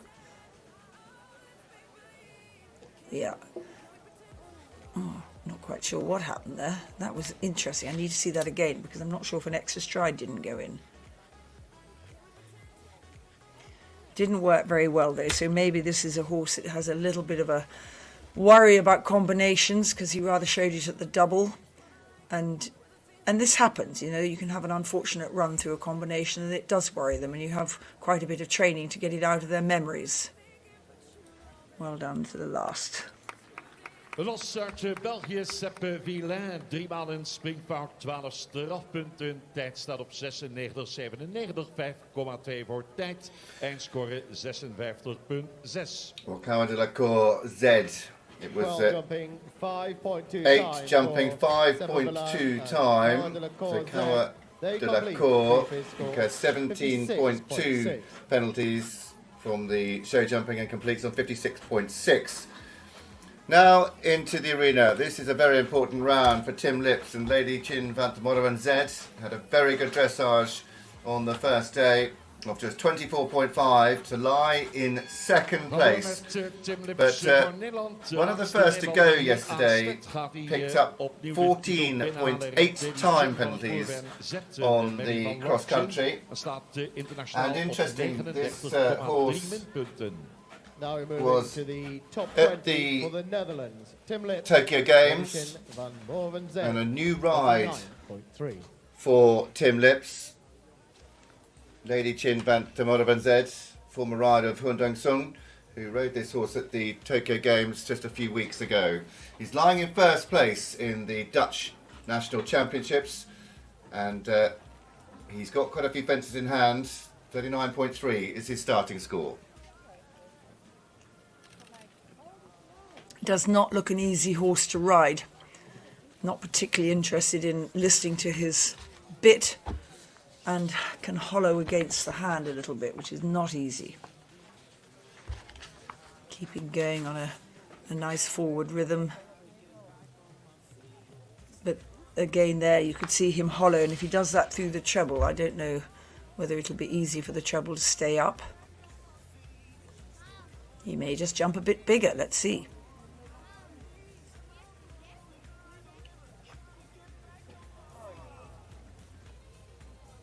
Well, made it out over the final two parts, which was good. Lots of them are taking that first one with them. You can afford one more fence down, but not two. He's going to be all right then, unless he falls over at the last. Very well ridden to the last. Getting used to each other still, but they can be very pleased with that. Well, the music's going for a clear round, but I think it's more that he's won the Dutch National Championship title, which is a brilliant result for him. He wins the Dutch National Championship title with Lady Chin van der Moerenzed on a score of 46.3. In second place, Meryl Blom, cross-border Radar Love on 51.0. Third, Thierry Van Rijn and ACSI Harry Belafonte, 79.7. And in fourth, Sanny de Jong, Enjoy on 105.5. Tim Lips becomes the national Dutch champion for 2021. Well, that will certainly please the home crowd. We go now into the top 20. Prachtige ontknopping van het Nederlandse kampioenschap. Hij ging er niet echt voor, zei hij gisteren in het And we interview met welcome Lady Chin van Arthur der Marks Moerenzed. with the Grafenstolz Maar side. titel weer terugveroverd. Churchill. Blom was de regerend Nederlandse kampioen. Merel eindigt in het NK als And Churchill, tweede. 9 years old, this gelding by Grafenstolz and owned by Philip Marks. Dressage score of 38.1 and clear inside the time on Adrian Ditcham's cross-country course yesterday. The optimum time 10:16. He was home 8 seconds inside the time. Now welcome into the arena for France. Arthur Marks then, Arthur Marks as an and Churchill, individual they bring forward representing a France. score of 38.1.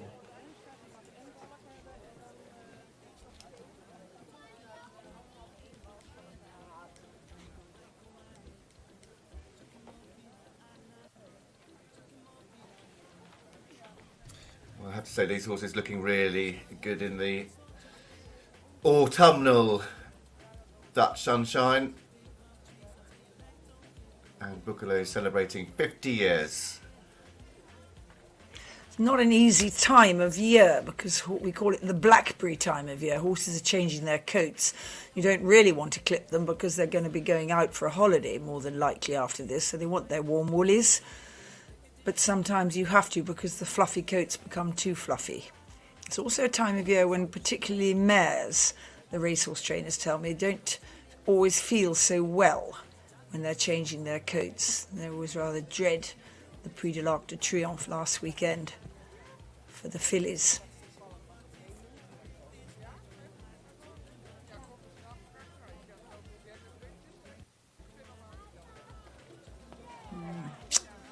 Again, fighting whatever it is in there. I can't say if it's a double bridle or a pelham, but whatever it is, you've tried your hardest to find a bit that they're comfortable in and suits them. And sometimes just part way around they spit it out. And this is a little bit what this horse has done. And so if he does try and help coil the spring and slow him down, he's going to fight it.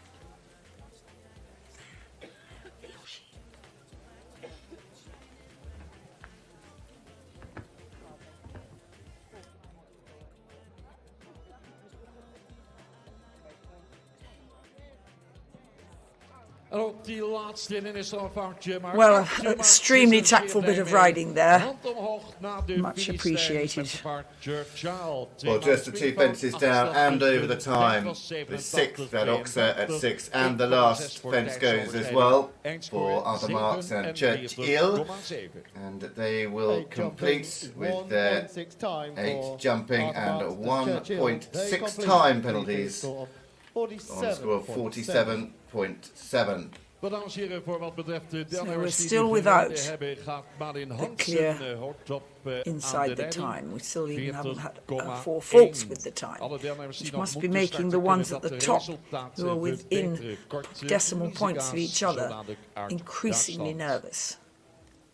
Well, now the 11-year-old mare, this is Decochurin Baumeister, called Mice Guys, 6.7. owned Malin by the Hansen Baumeister op program, Duitsland dus 40,1 and beste resultaat. bred by Johan Brunkhorst by Salvanto.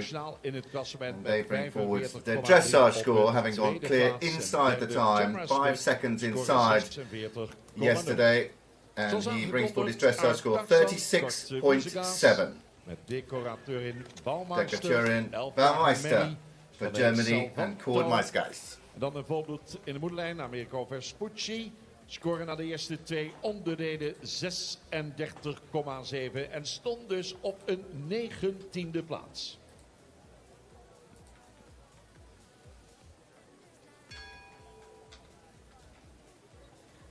Lager het aantal strafpunten, hoe meer kans op het winnen van de titel hier.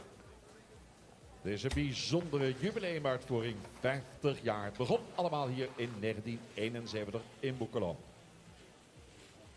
Called by Seagas, Germany, next to jump. Quite a long sweep round he's taking. And then shortened up the canter and popped over the first. So disappointing if you don't manage to get over the first. It really sets the tone for the rest of the round. Came up over that oxer with a certain amount of caution, but I think we're going to be quite lucky if this horse keeps his feet out the way for the whole round.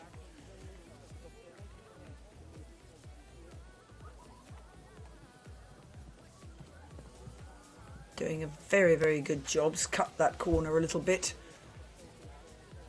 Doesn't give them any extra. But the point is, he's not hitting them at the moment. There you are. Commentator's curse straight away.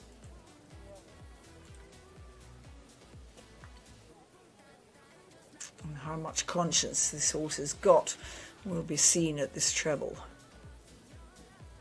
Very clever little stride to get, and sad that he had the last one down because he really was flowing into it a little bit strong for him and got right underneath the middle element and did his hardest to get over it, and did, but then paid for it at the last.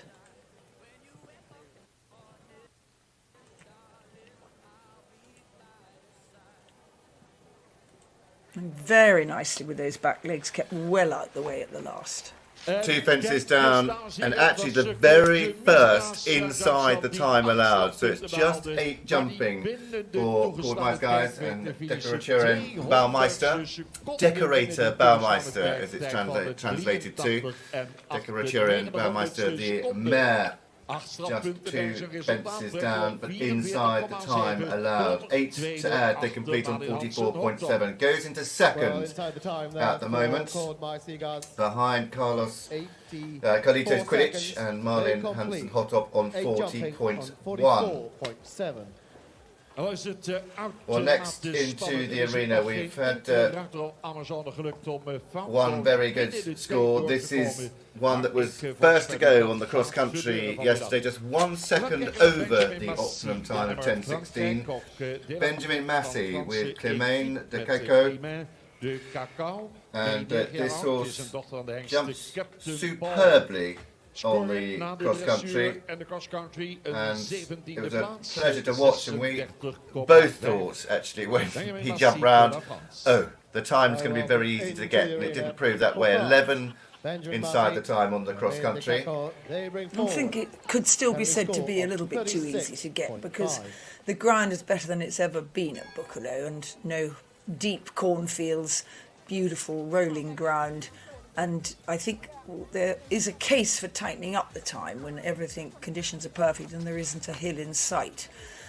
Something maybe that we ought to consider as a sport. I think 6 is plenty inside the time, and when the field is under 60, maybe 4 or 5 is plenty. Otherwise, the influence doesn't stay with the cross country enough, goes too much into the dressage and the show jumping. And the reason we do this sport is because we are intrigued and fascinated by cross country, and that's horses jumping. And this is impressive because he was quite gallopy and flat yesterday, and that's probably why he got such a good time. And Benjamin has managed to get him to realise that he's actually got to change his whole style of jumping, his horse has. Beautiful. Interesting muscle shapes coming up on the side of his bottom if we get another chance to look at that. The horse's muscles are so intriguing, and you freeze frame and you'll be amazed what's bubbling under the skin. Very, very nice entry to the treble, and just 2 perfect little strides before the fence in the middle. This is a really lovely run. I don't want to put the mockers on him as I did do on the last one.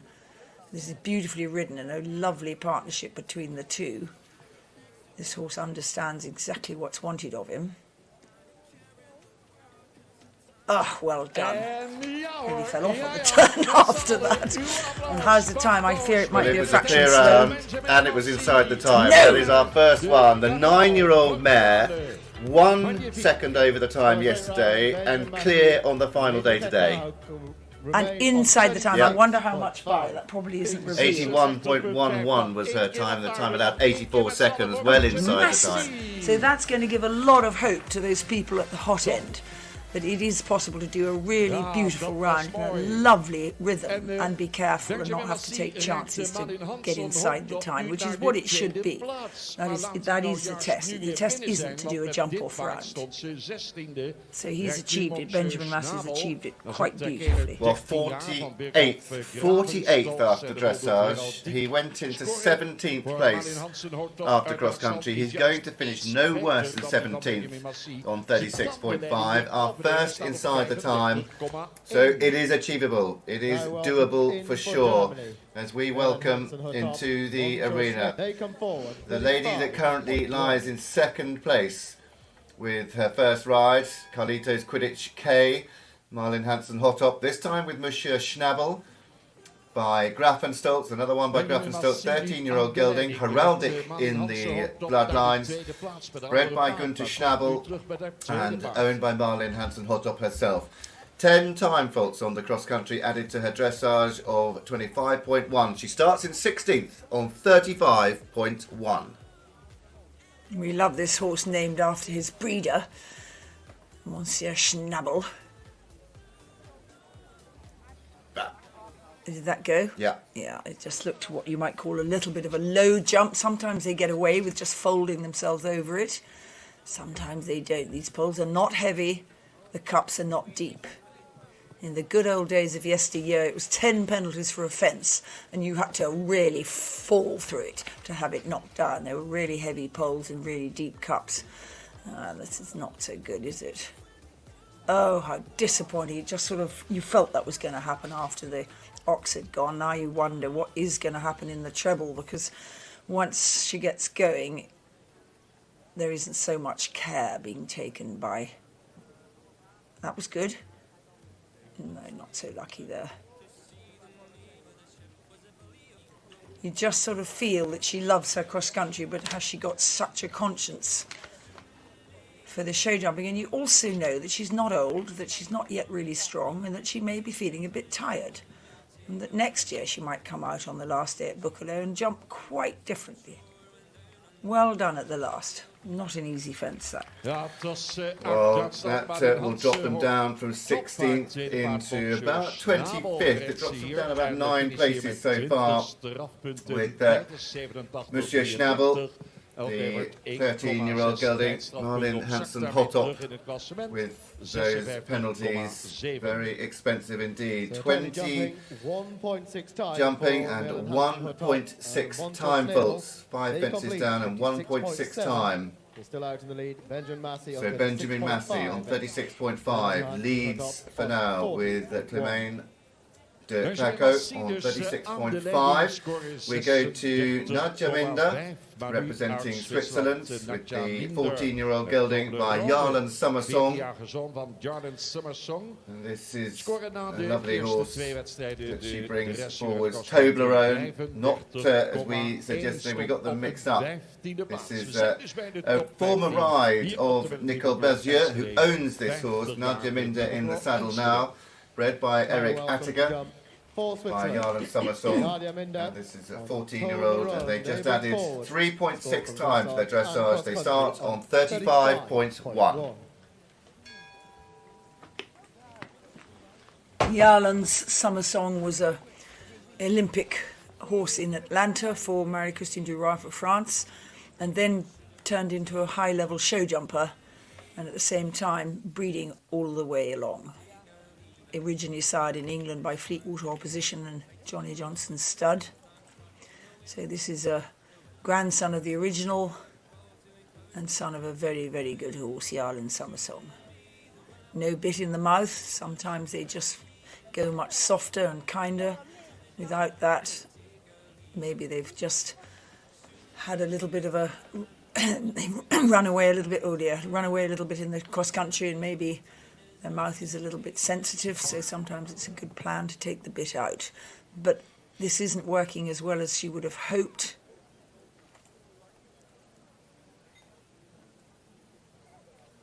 It's quite difficult sometimes to get them together when they're without a bit. The bit is really... That went as well. Yeah, the bit is the connection to the brain. But it's amazing how many horses you still can connect with without a bit in their mouth. Very good little footwork, strides in there before the middle element. That looked like the whole thing stayed up, all three elements.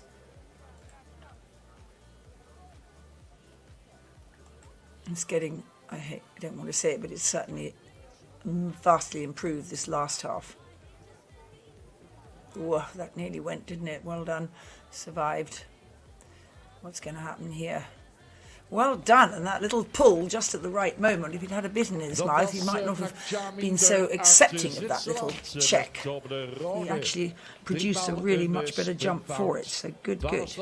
Well, 3 fences down, 12 jumping and 0.8 of a time penalty, so that's 12.8 added for Nadia Minda for Switzerland and Toblerone. 12 jumping, 0.8 time for Nadia Minda. And that will drop them down 9.7, so that knocks them outside the top 20. 22nd place, just outside the top 20 down, 47.5. Well, now we go to the United States of America. In 14th place, this is Jenny Brannigan.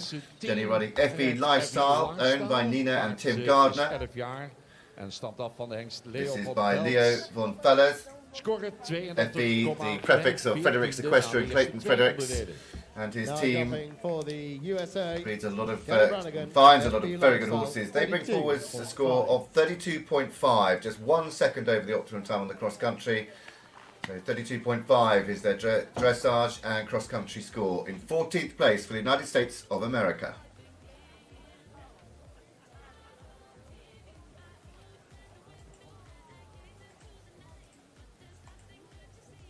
Just having to continuously check that he is in front of her leg.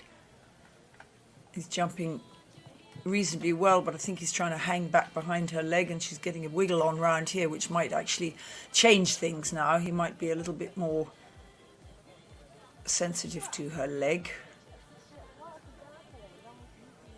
Certainly lengthening his stride a bit. Whether that's going to be a good thing for the treble or not, we'll see.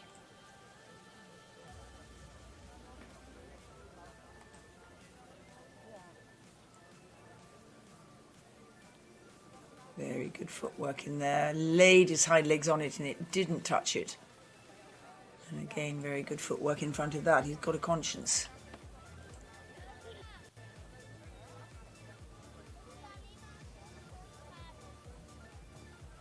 Whew, it doesn't give them much, but it doesn't matter so long as they don't come down. And a really good job over the last. Well done. One fence down, 4 jumping. That was fence 2 that hit the floor, and also another one to pick up points 8 of a time penalty. So 4.8 for Jenny Brannigan, and that means that she completes on 37.3. Up the leaderboard, now into 14th place. Benjamin Massey leads the way. Clement de Caco on 36.5. Well, from one rider from the United States of America, 7 riders in total made it across the pond to Buccolo, the military Buccolo Horse Trials, and the next to jump will be Global X.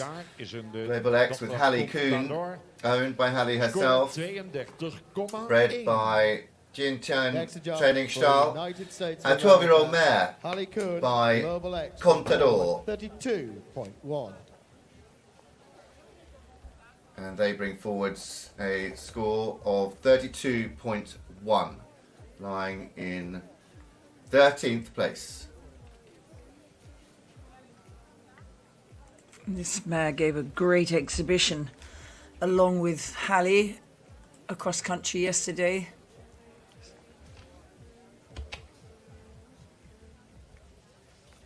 Steamed along, and they seem to have managed to get the show jumping dimension back into this mare's stride and thinking. It's so easy for them just to start to throw themselves across the fences and want to go like they did yesterday when they went faster and inevitably a little bit flatter.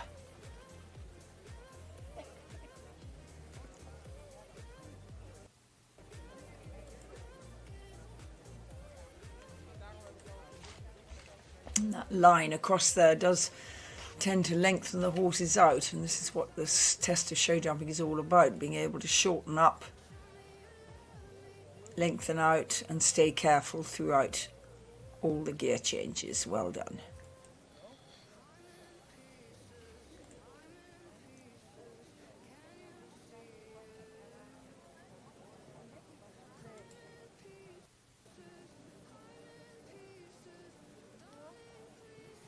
Yep, got a good conscience and a very well done round. Well done, the pair.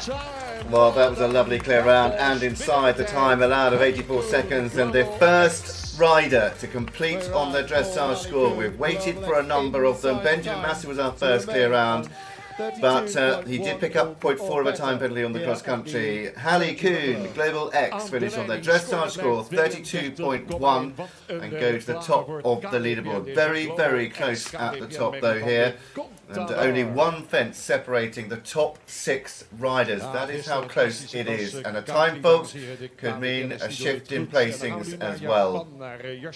Well, now for Japan, this is Yoshiaki Aiwa with Cali 44, Welcome into the arena 14-year-old gelding by Christo, They bring forward, and this is owned by Yoshi himself.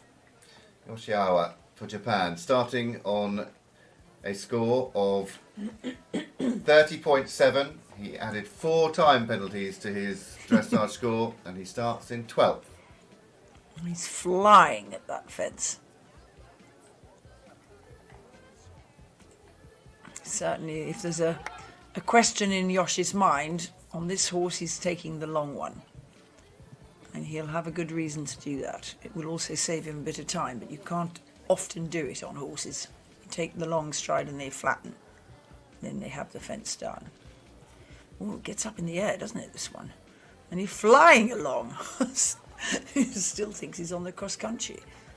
And he certainly gets in the air, so let's hope he manages it. It'll be a bit of an athletic effort to get through this treble for him, because he is going at quite a rate. Look at that brilliant half-trot stride when he landed over the first element, and he is determined to keep himself out of harm's way, out of the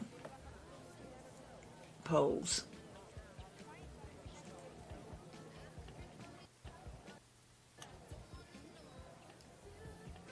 And he should be inside the time because he has shifted. It certainly is. It's clear, and in a time of 79.09, the time allowed 84 seconds. So Yoshi Aiwa Calais 44, they finish on 30.7, goes the top of the leaderboard so far in this 4-star long section. The CCIO 4-star NCL, the Nations Cup Incorporated. We look at the teams at the moment, and the team standings in front: Great Britain on 80.8, in second, the United States of America on 89.5, and then further back, Germany on 127.3. Next into the arena, this is Porrig McCarthy. He rides Carla Wheatcroft's MGH Tokyo Phil, 10 years old, by Wings, and they had a dressage score on the first day of just 27.3, 3.2 time faults on the cross country. He starts in 11th place on 30.5.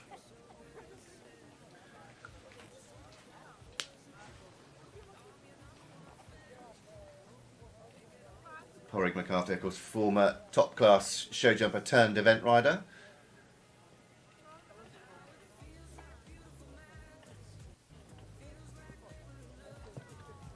He's riding what I would term a more normal horse. After having watched Yoshi's Olympic Mount Calais 44 there, he's quite an exceptional horse in the show jumping. And what happened there is just a little bit more normal. The horses aren't jumping extravagantly, they're trying to keep the pace going, and they just let a foot drag on a rail. Whereas Calais, the faster he went and the further he stood off, just went higher. Extraordinary. Very well done through there.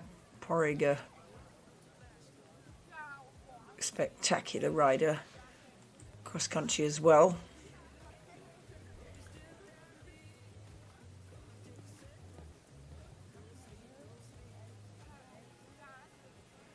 Seen a lovely stride there, and he kept careful, and it was terrific. Well done. Well, one fence down for Porrig McCarthy and MGH Tokyo Phil. Quite often watch his stories on Facebook, and if you haven't seen them, do go and follow them because they're pretty hilarious. 82.88 is the time, so well inside the time, but that 4 penalties means that he drops down 2 places for now, finishing on 34.5. Goes into 13th place. We're inside the top 10 now, or now in 10th place. And the lady that finished 10th at the European Championships in Avanches with that monkeying around just a couple of weeks ago. It is Izzy Taylor. Izzy riding Hardtacker. This is a lovely 9-year-old gelding by Spartacus. Heartbreaker Lines.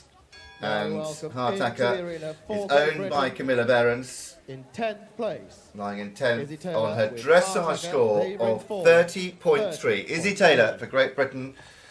As a team member here, she was an individual in Avanches at the European Championships in Switzerland. She's on the team here, and great to see her exactly where she belongs.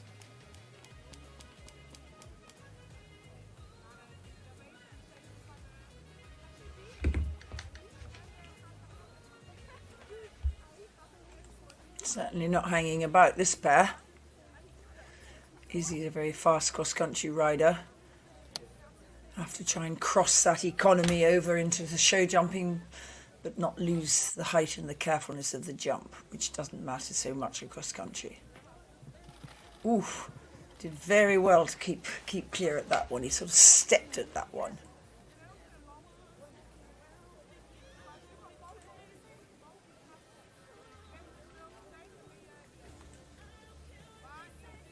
Really very clean behind so far, this horse. Getting his hind legs right up in the air. Is that going to work for him or against him in the treble? He's very good with his hind legs. You can see him just pushing them out. Yeah. Super. Well done, Izzy. Great job so far. I think she needs her Pelham. He looks a big horse. And kept really careful and clean over the last. Super. Well, just the one fence down for Izzy, the middle part of the treble at 9B hits the floor. And the time, good too, 82.11. So inside the time of 84 seconds, 4 penalties means that Hartacker drops down 2 places on 34.3 and will finish in 12th place at least. From one British rider to another, just cantering around the arena in his final preparation. It is Tom Rowland, Tom with Joe Hanman and Alison Sharp's Quintilius. This is a 9-year-old gelding by Quality Boy. Heraldic lines in the breeding. Just 2 time faults on the cross country. Really rode a fast finish, but just over the time allowed. Tom Rowland's Quintilius for Great Britain, starting in 9th place on 29.9. So much to lose in this next 80 odd seconds. So much to gain. You just don't know how hard your horse is going to try for you. You've done your training, you've done what you can.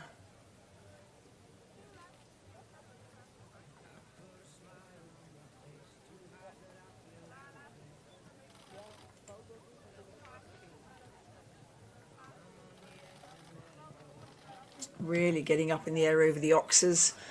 Not sure if the uprights are going to find their way to his hind legs or not. We'll see. Super there. And very careful at that upright. So to produce a triple bar before you come down to a treble spreads the horse out, and you've now got to spend this time here getting them back together so they can be agile through the treble. And I hope they all stayed up.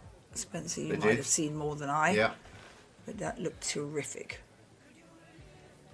Tom did a lovely job on the cross country yesterday. There was a real softness about the way he rode, and yet still it was a fast round.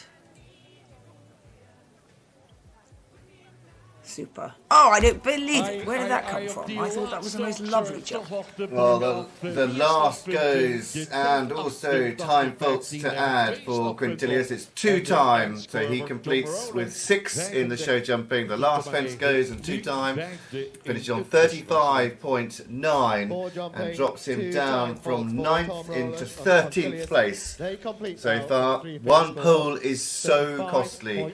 A time fault is so costly. We're now into the top 8, and on 29.4, it's Lena Forsberg. Lena riding Kaizen, 13-year-old by Kerosini. The dam, Madame Butterfly, and the dam sire, Nocturne, bred by Johan Björk and owned by Marie Forsberg, representing Sweden. Lena Forsberg, starting on her dressage score of 29.4.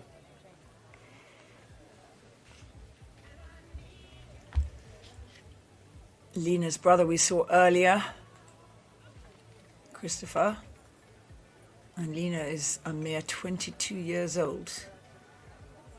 Big future ahead of her if she can keep on trucking. You've got so many attributes when you're young. The only thing that you really have, and that's gone sadly, that you really have left is the need for experience, and that takes time and horses and lots of events. And along that way you might find your perfect partner, you never know.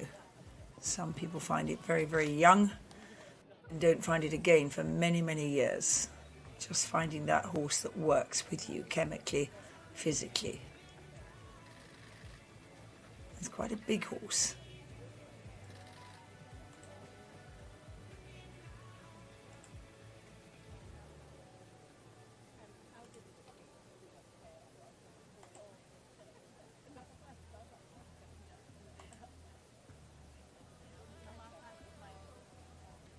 Interesting. Stood off at the Oxer, which meant that the striding in there wasn't as short for him as I would have expected it to be, because he's quite a gainly horse. He makes up ground, it looks to me.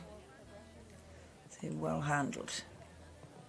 Knowing your horse, knowing the pace you need to present him give him the best chance to get his legs out the way, and that was super. Well done. Het was Lina Forsberg uit 4 jumping and a total of 2.8 time faults for Lina Forsberg and Kaizen. The fence down and the time drops her from 8th into 13th place.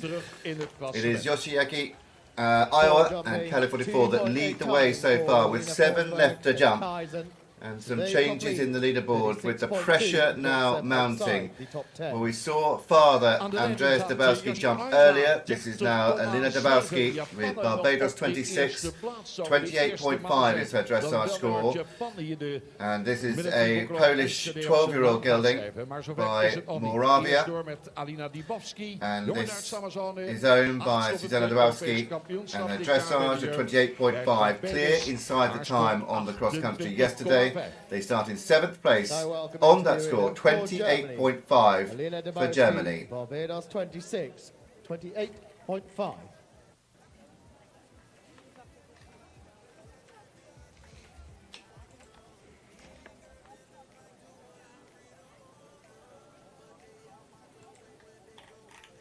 Interestingly, Alina's father, Andreas Dabowski, he rode earlier on Brennus, is by the same sire as this horse. I was just thinking, could this be Alina's, oh dash, that's a shame, but could this be Alina's early horse of a lifetime? Because she too is young, starting out on the journey. And you've so much to offer as a young rider. But the one thing you gain as you keep going is, as I say, experience. And that does help you along the way. And wow, does this horse pop into the air. Doing a really excellent job, Alina. Keeping up the pace, trying to keep the spring in the horse's stride so that he can clear the fences. So far, so good. Just one down.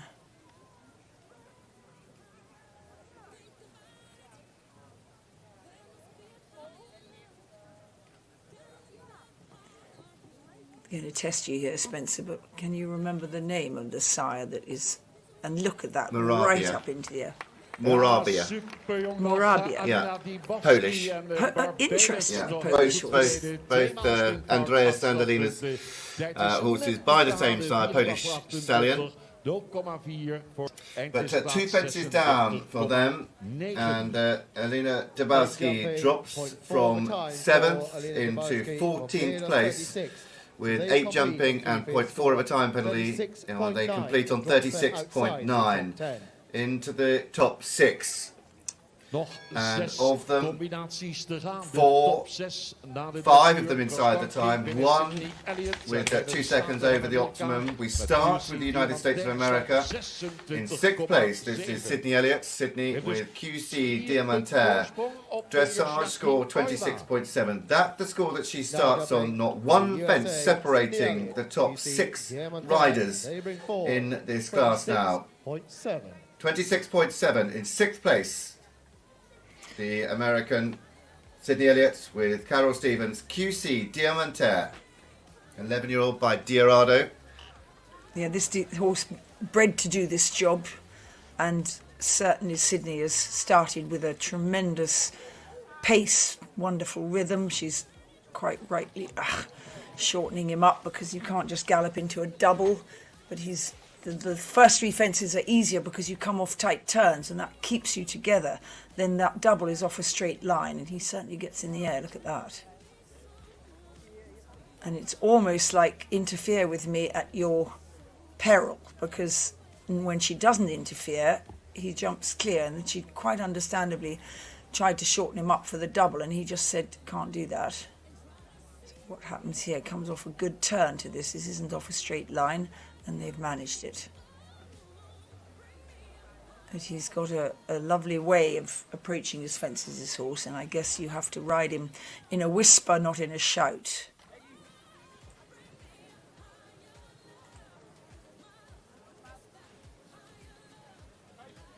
Super. Ja, met z'n allen David. Well, the time is okay, 81.34, but one fence down means 4 penalties to add for Sydney Elliott and QC Diamantaire.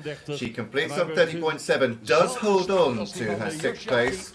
She finishes on the same score as Yoshi Iowa in Cali 44, but holds on to 6th for now. Well, it's getting very, very close. 26.7 with the one fence, goes on to 30.7. Next to jump is the 14-year-old stallion by Jaguar Male, owned by Iris de Fleurier and Agnes Trubel. It's Sydney Dufresne with Trésor Male, 14-year-old stallion, with a dressage of 26.2. And he starts on that score in 5th place, representing France. 26.2.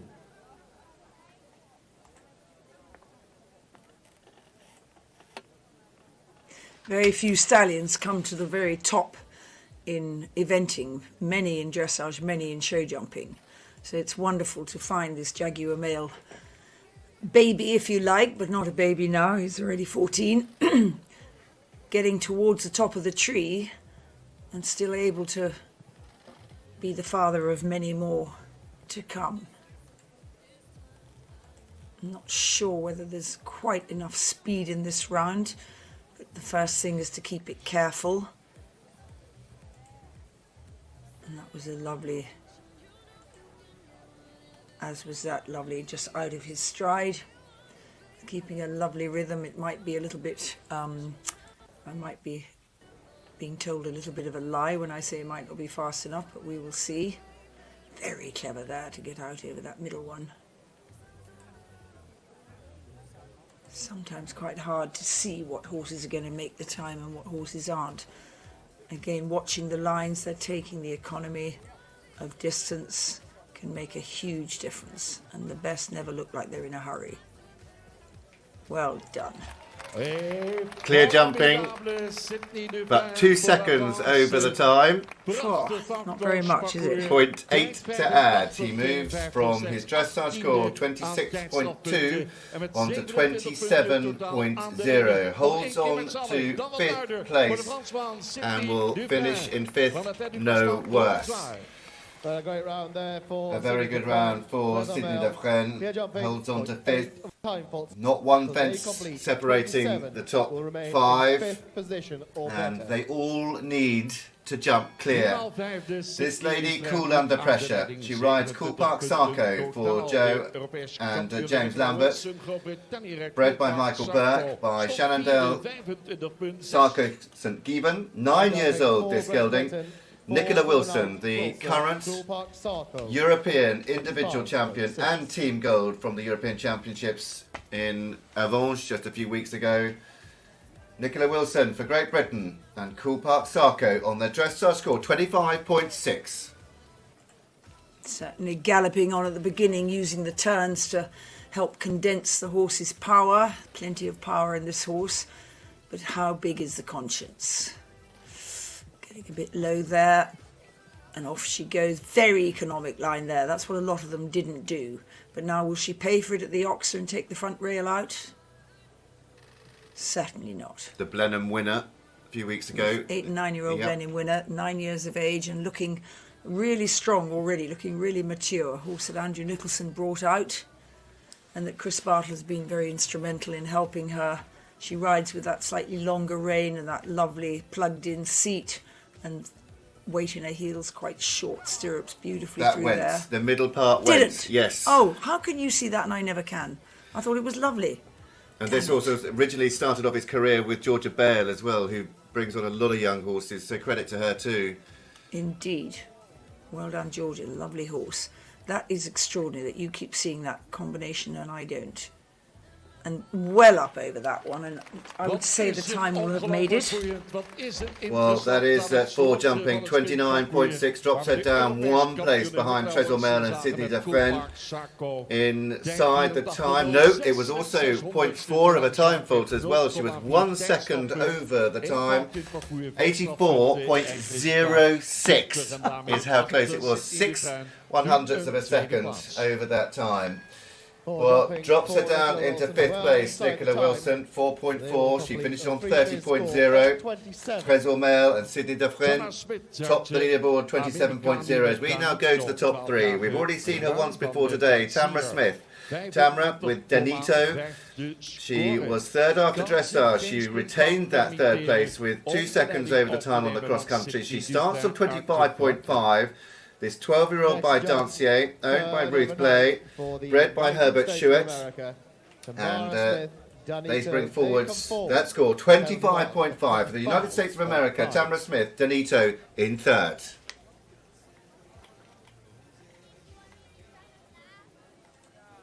Looks like a double bridle here. Lovely low hands from Tamra. Small horse. And Tamra and her horses live on the west coast of America with husband and daughter. She spent a long time a long way from home these last few months. Everything to ride for. What a pressure. Has his own style, a little bit of jumping, which makes him quick across the country. Doesn't spend hours in the air. Gets his feet out the way so far. And it was Vicky Brake that brought Cool Part Sarko out. I got confused there. Vicky Brake, not Vicky Georgia Brake, Bale. yeah. Yeah, that's exactly right. Well done. And really moving along there. And they can't afford to have a fence down, these top 3. Oh! It's gone with a front foot. Oh, goodness, agony. Front leg on the first rail of that oxer. And that slightly hollow jump there, again, that will help the cross-country time, but it's not exactly what you want. Show jumping, but you can't change a horse's jump. You can only try and help him understand that however he jumps, he mustn't touch the poles. It's a very hard sport, 3 totally different. Well, one fence down for Tamra Smith, Danito. In fact, 2 fences down, 8 penalties to add. She moves on to 33.5, drops from 3rd into 8th place.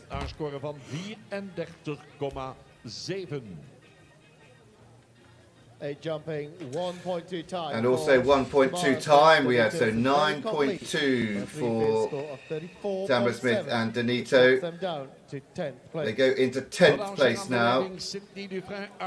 We move into the top 2 and we go to William Foxpitz. William riding Grafenacht by Grafenstolz, owned by Amanda Gould. Dressage score 24.9, nothing to add, 2 seconds inside the time on the cross country yesterday. A 9-year-old mare, Grafenacht, 24.9, 0.5 behind the leader. In 2nd place, William, previous winner back in 2003 and 2005. No rider has won this title 3 times in the history of the 50 years of competition. In 2005 gaat hij ook winnen in 2021. Wonderful hind legs. If you watch her trotting around here, you can see how much engagement she has in her hind legs naturally, and that is the engine house. So when she goes into canter, you can see the same thing happening in canter. She really bends her hocks and brings her hind legs up under her. And she's not a big horse, and William is not used to riding mares, but this one he loves. William, 6'4" or 5. Ooh, that was a bit crept over. But quite a few of them have crept over the first 1 or 2, and then a turn back on your tracks to number 2, and another turn to number 3, and then the straight line. And they're very close to the backside of that final fence as they turn into this one. But she's looking where she's going, she's looking for it, she wants it. Oh, gosh, well done. Doesn't give them a million miles, but she's so far a trier. Crept a bit over that. Well done. Front legs coming well up in the air. This is what she's got to do as she comes into the treble and not do what the last one did. Tammy just kicked out the front rail with the front foot. So tense. Stretched to get to the back rail and then had to come back and went brilliantly back up into the air. Oh, well done. What's he looking at? Lost his stirrup? Has he lost his stirrup? Oh, God, Was his that's stirrup the last broken? thing you need. No, what's gone on? Oh, he has lost it. He's got it back. Oh, and that's just what you don't need, because A, you get a time fault, and B, you haven't got the balance that you need to have on the corner when your foot slipped out the stirrup. Oh, well done. Got it back together again, but that could have been a critical second. It certainly was, because it's 2 seconds over, 3 seconds over, 1.2 time.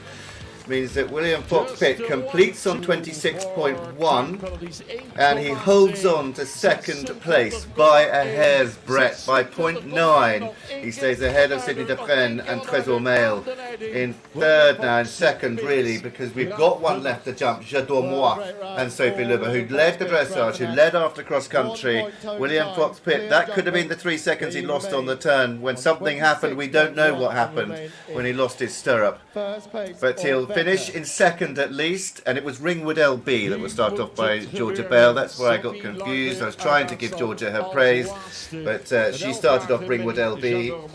Vicky Brake started off the horse of Nicola Wilson's Cool Park Starco. We have our last horse coming into the arena for the 50th anniversary, J'adore moi, and Sophie Luber riding for herself, and BG J'adore moi. This is a horse bred by Freiherr von Schon, Hans Freiherr von Schon, 11 years old, this mare by Contagos, and they bring forward their dressage score, having gone 3 seconds inside the time. This is a mare by Contagos. William Fox-Pitt in second with the Grafenstolz side. Grafenacht, the mare, 11 years old, the 9-year-old mare. This is an 11-year-old mare here. Sophie Luber, J'adore moi, the last to jump for Germany. She cannot afford to have a fence down. She has a couple of seconds in hand, but that is it. And you can see from just watching her trot and canter round, another very athletic hind leg, how she came out on top in the dressage, and she's been there ever since, which is a huge pressure. You feel there's everything to lose. And that was a very nice start. One or two of them haven't looked quite so confident at the start. Whether it means anything or not, we will see. She's got 1.7 between her and William. She can afford to be 4 seconds over, not 5, and she cannot afford to have a single fence down. Jumping like this, she might be lucky, let's hope. It's a rotten awful way to lose a 3-day event in the show jumping. He's very measured. He's 11 years old. He's 2 more years experience than the one who's lying, biting at his heels. Another mare. This 2 mares at the top. And her judgment is looking really good, but she's still got the big test of the treble ahead of her. Super footwork. She's as bright as a button. None of them have looked even remotely tired. That testament to the great ground that Buccolo produced and the weather produced yesterday. Well done. Ooh, she's off. She's had to take a really good pull there. She had to lean right back and say, come back. And she managed to create still the spring in the canter to clear the jump. Beautiful bit of riding by Sophie under such pressure. Everything could be lost. And she's done it. Surely that time is all right. Right, to clear round, and she stops the clock. She's not inside the time, she's just outside, and it's 0.4, so she wins Buccolo in the 50th anniversary year on 24.8. She's only added 0.4 to her dressage score of 24.4. She completes on 24.8, and an amazing round. We'll bring you the results of that and the teams in just a second, but the top 10 in the CCIO 4-star In the individual placings, it's Sophie Loeber, the lady on your screen, with the 11-year-old mare J'adore Moi on 24.8 for Germany. Great Britain's William Fox-Pitt and the 9-year-old mare Grafenax in second on 26.1. France third, Sydney Defresne and Trésor Mail on 27.0. In fourth, Great Britain's Nicola Wilson and Cool Park Sarko on 30.0. Fourth, the United States of America, QC Diamantaire and Sydney Elliott on 30.7. On the same score, but just slightly further away from the time, California 4 and Yoshi Iowa on 30.7. 32.1 seventh for Hallie Kuhn, the United States of America and Global X. In 8th place, Great Britain's Izzy Taylor and Hartaka on 34.3. 9th to Ireland's Porrick McCarthy, this time riding MGH Tokyo Phil on 34.5, and rounding out the top 10, Tamra Smith. Tamra, a disappointing day for her with the penalties in the show jumping. She finishes in 10th with Denito on 34.7. They're the top 10 individually, but the team placings, it's a win for Great Britain on 90.4. In second, the United States of America on 102.7, and third, Germany on 127.7. That was the order after the dressage, that was the order after the cross country, and it stays the same after the show jumping as well. France finished 4th, Ireland in 5th, Netherlands 6th, Belgium 7th, Sweden in 8th, and Italy down in 9th place. We'll bring you the results of the Nations Cup as well. This is the Nations Cup here, the final leg, but the overall winners, we'll bring you the scores in just a second. But just to round up the show jumping, Lucinda, it was very influential, not only the polls, but the time was crucial, critical as well. Yes, it's really interesting watching it, and I so admire these riders because the pressure is enormous. The fences are not enormous. This is not show jumping as you may know it from Olympic Games, but these poles fall down, and they've just gone around the cross country at a proper good gallop, and horses have learnt to touch the poles across country because that's the way they get a good time. They're economic with their jumping. Then they have to completely change everything they did yesterday, and the horse has to learn, and over time they do, that now they jump differently for the last day, and you ride them differently, and some horses really come up and give you trumps, and that wonderful last round by those two mares we saw, and some horses just don't quite do it, and they just don't quite have the understanding or the conscience, or maybe they're a little tired. But these horses, I must say today, they looked wonderfully fresh on the whole. And I shall never forget Yoshi's Cali, 44. I've never seen a horse show jump in quite that manner. And you really felt that he would just keep doing clear round after clear round by standing off and standing off. And none of the skill of having to place him fairly close to the bottom of the fence. The harder you kicked, the better he jumped. So it was a very, very exciting and interesting time to watch these riders, how they produce these horses through 3 phases, all of which have a thread running through them, but are so very different. Well, the results of the team in the overall standings of the Nations Cup that started back in Great Britain at Houghton Hall, then on to Stregom in Poland, Aradapin in France, Alville in Belgium, and then here the finals in Buccolo. And it's a win for Sweden once again. They finish on 285. In second, it goes to Germany on 240. In third, Belgium on 230. And in fourth, it's Italy on 220. Great Britain win the leg here ahead of the United States and Germany, but the overall winners, Sweden, will take the title once again. The individual title to J'adore Moi and Sophie Loeber, who wins her very first Buccolo in the 50th anniversary year. What a win for her. And this 11-year-old mare who performed quite brilliantly from the get-go, from start to finish, pillar to post. They've led all the way with William Fox-Pitt for Great Britain in second. A fabulous team efforts from the Brits. That team made up of William Fox-Pitt, Nicola Wilson, Izzy Taylor and James Rushbrook. They take the gold here with United States, Sydney Elliott, Tamra Smith, Jenny Brannigan and Matthew Flynn in silver, and the bronze to Germany, Sophie Loeber Marlin Hansen-Hottop, Ingrid Klimke and Heike Janke in the team for Germany. Great results and a great finish to the 50th anniversary of the CCIO 4-star Nations Cup long format 4-star here in the Netherlands, and we hope you've enjoyed every single second of the journey with myself and Lucinda sat alongside. The prize giving is about to get underway. We, though, sadly are coming off air before the prize giving. I think there's a few demonstrations coming before or something going on in the middle. It's been an absolute pleasure and been great fun again, hasn't it? Well, it's such an honour to be able to watch this so closely and so detailed and try to deliver some of the fascination that we have to you sitting at home. And I just hope I'm not being too bossy, because it's only because I find it interesting, and I just am very, very keen to interest other people. Yeah, it really is, and it's great to have that leaderboard looking so healthy. The winner, an 11-year-old mare. Second, a 9-year-old mare. Third is a 14-year-old stallion. In fourth is a 9-year-old. So it's great to see the young guns creeping up the ladder, and are very exciting with 2 9-year-olds in the top 4, and both of those British. Really exciting to see some of the stars of the future coming through.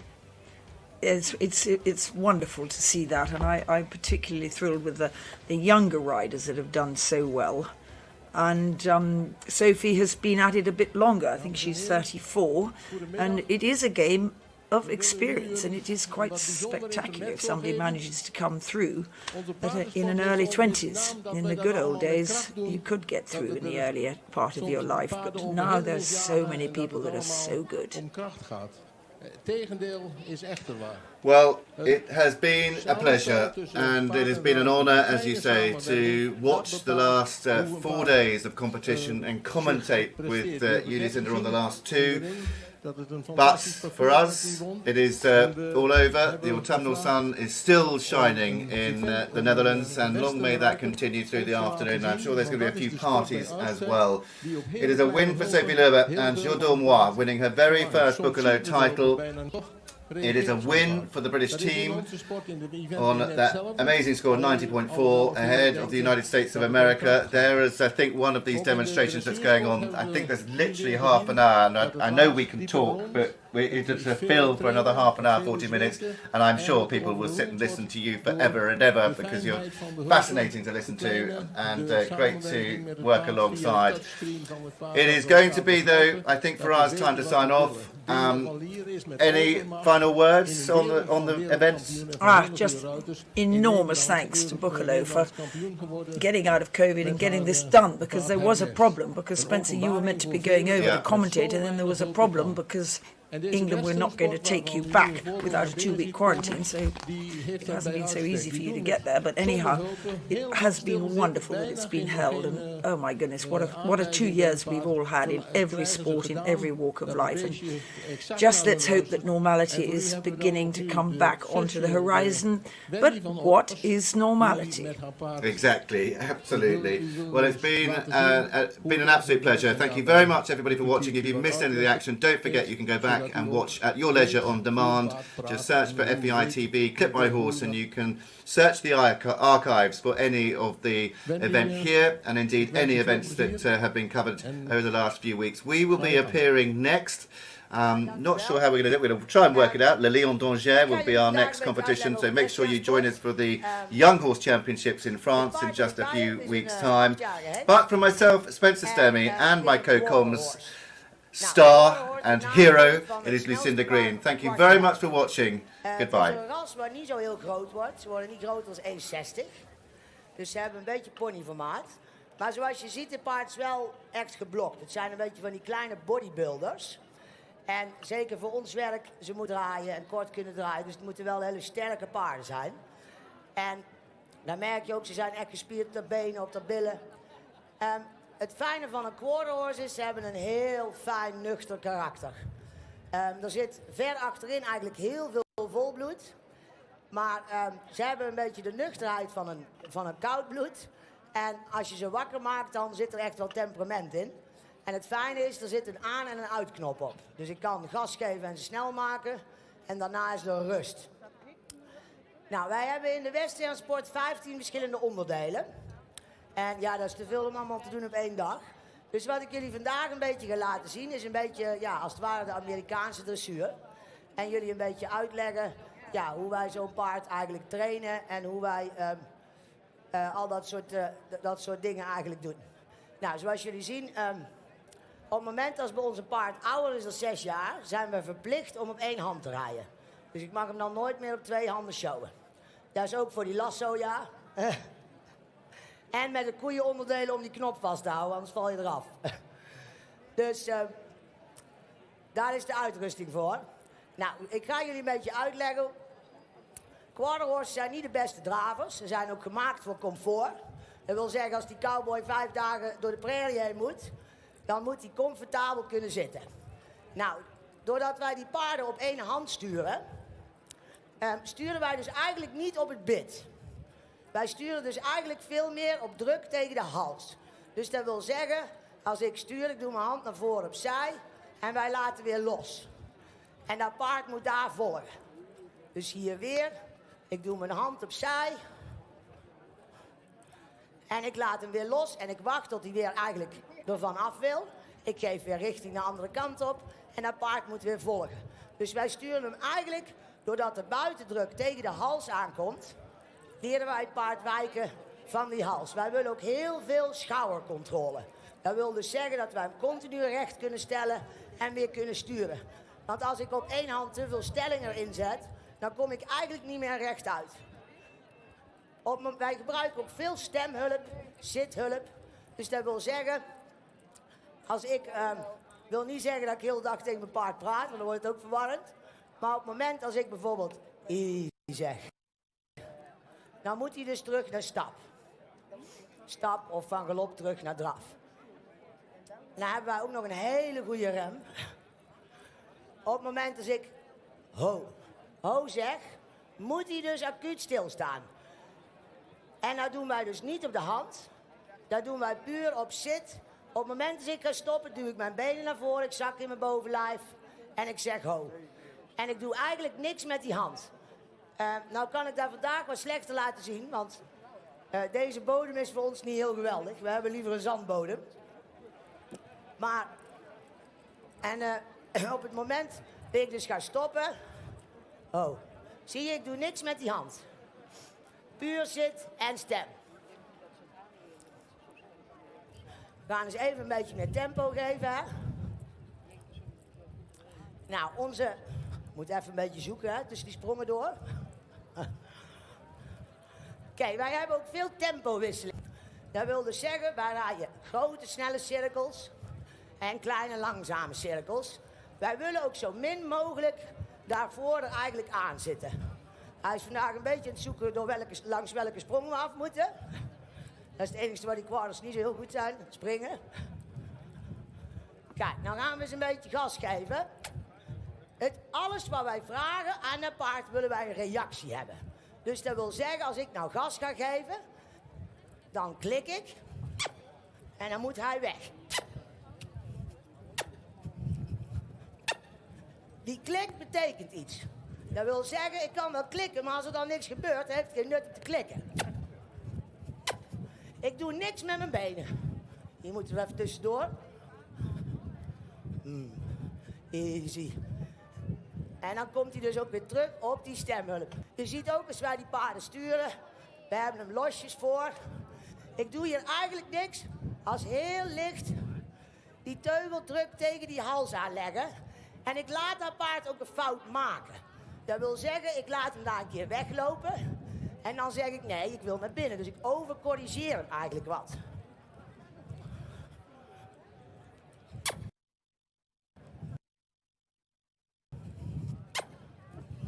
Zie je, ik doe niks met die benen. Puur op stem moet dat paard versnellen. Easy. En dan komt hij dus ook weer terug.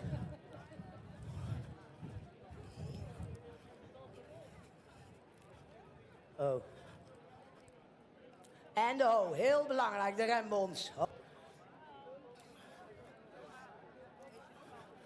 Dan gaan we deze kant ook even op. Hier hetzelfde. Ik ga weer een beetje tempo maken. Ik klik, doe die hand naar voren. Ik laat dat paard uit.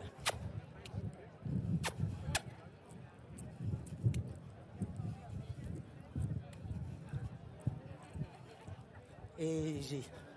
En weer terug op zit en op stem.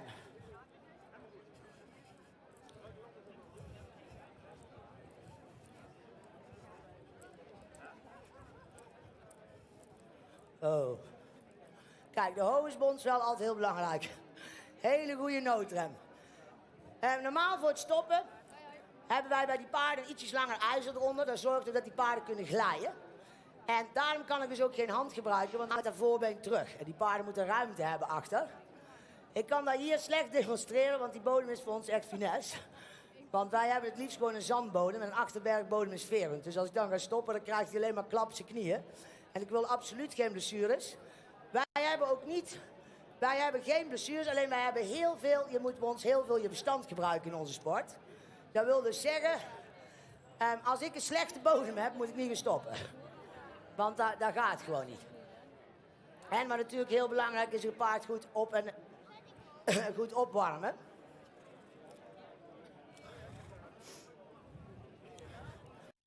We gaan heel even rustig uit een heel handgalopje. Kan ik nog wel een paar stopjes laten zien. Maar dan moet het uit een rustig handgalopje. Normaal willen wij eigenlijk plank gas naar de stop.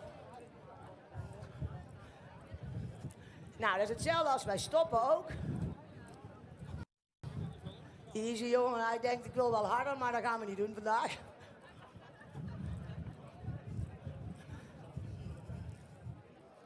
Oh, ik stop. En dan hebben we ook een iets andere manier van mijn hand veranderen. Dat noemen wij een rollback. Dat wil dus zeggen, dat paard draait 180 graden op. En komt er meteen in galop weer uit. Dan zie je dus ook hoe wendbaar die paarden zijn. Wij werken ook veel met FEI, dus die paarden moeten ook daar heel wendbaar zijn.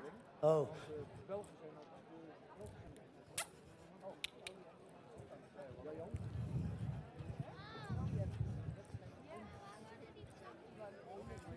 Oh. En je ziet de paard achterhand en dan weer om.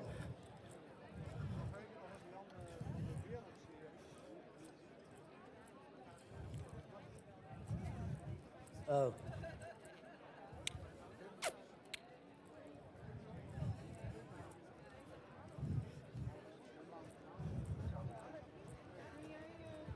Oh. Nou, dat is hetzelfde als bij ons met achterwaarts. Wij willen niet dat paard naar achteren trekken. Wij zeggen eigenlijk, als ik een jong paard leer achterwaarts te gaan, dan begin ik eigenlijk heel simpel. Ik zet heel lichtjes druk, doet hij een pasje, laat ik hem los. Heel lichtjes druk, doe ik een pasje, laat ik hem los. Nou, op een gegeven moment als die paarden wat verder zijn, dan steek ik eigenlijk mijn benen naar voren, gooi mijn teugels los. En ik gebruik eigenlijk alleen mijn benen om achterwaarts te gaan. Dus geen hand. En ik merk altijd dat mensen veel moeite hebben met achterwaarts. Achterwaarts is ook wel een van de moeilijke dingen voor een paard. Het is niet heel natuurlijk voor hem. Maar vaak willen wij dan en been en hand. En op een gegeven moment snapt zo'n paard dat gewoon niet meer. Dus wij houden het dan een beetje simpeler. We zeggen, nou, zet druk en ik laat hem los. Druk en elke pas die hij zet, beloon ik hem eigenlijk door die druk er gewoon weer af te halen.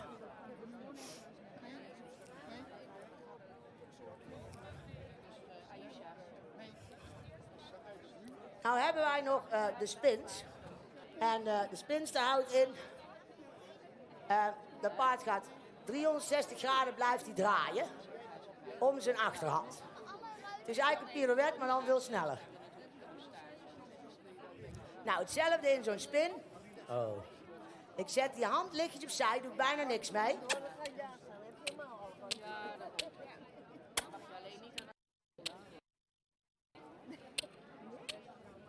Oh. En ik zeg weer ho. Wij willen dit ook heel simpel houden. Want ik moet op zo'n wedstrijd ook naar 4 tellen. En dat lijkt heel makkelijk tot 4 tellen, maar dat schijnt toch een heel groot probleem te zijn vaak. Want dan doe je er 3 of 5 en dan heb je de verkeerde proef en dan mag je weer naar huis. Dus hoe meer ik dan ook moet doen op het moment dat ik ga spinnen, hoe moeilijker het is om ook nog te kunnen tellen en alles bij te houden. Dus hier ook.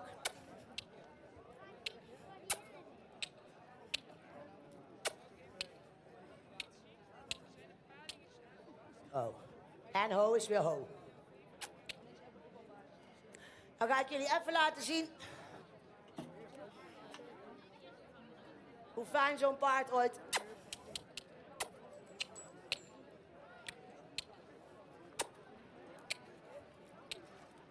Dat wij dus de hoofdstel ook eigenlijk niet nodig hebben en echt puur op die,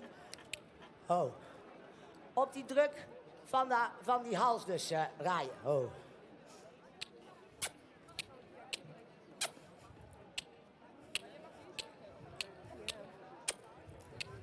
Oh.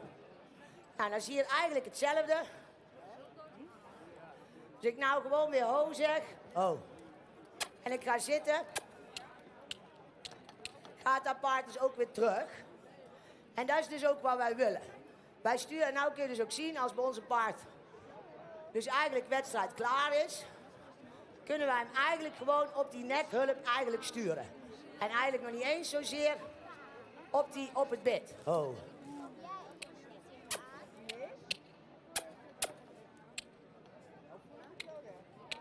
Oh. Nou, je ziet dus ook hoe wendbaar die paarden zijn.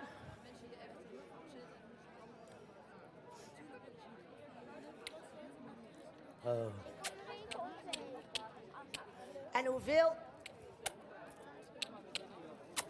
En hoeveel je dus kunt doen door eigenlijk niks te doen.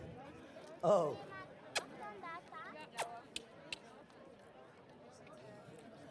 Nou, ik wil jullie in ieder geval allemaal hartelijk danken voor jullie aandacht. En ik hoop dat ik jullie een beetje, dat jullie ook een beetje weer weten van onze sport. Het is een leuke sport om te doen. Het is een fijne, rustige manier van rijden en africhten. En het is een heel fijn ras. Oh. Oh. Dankjewel voor jullie aandacht.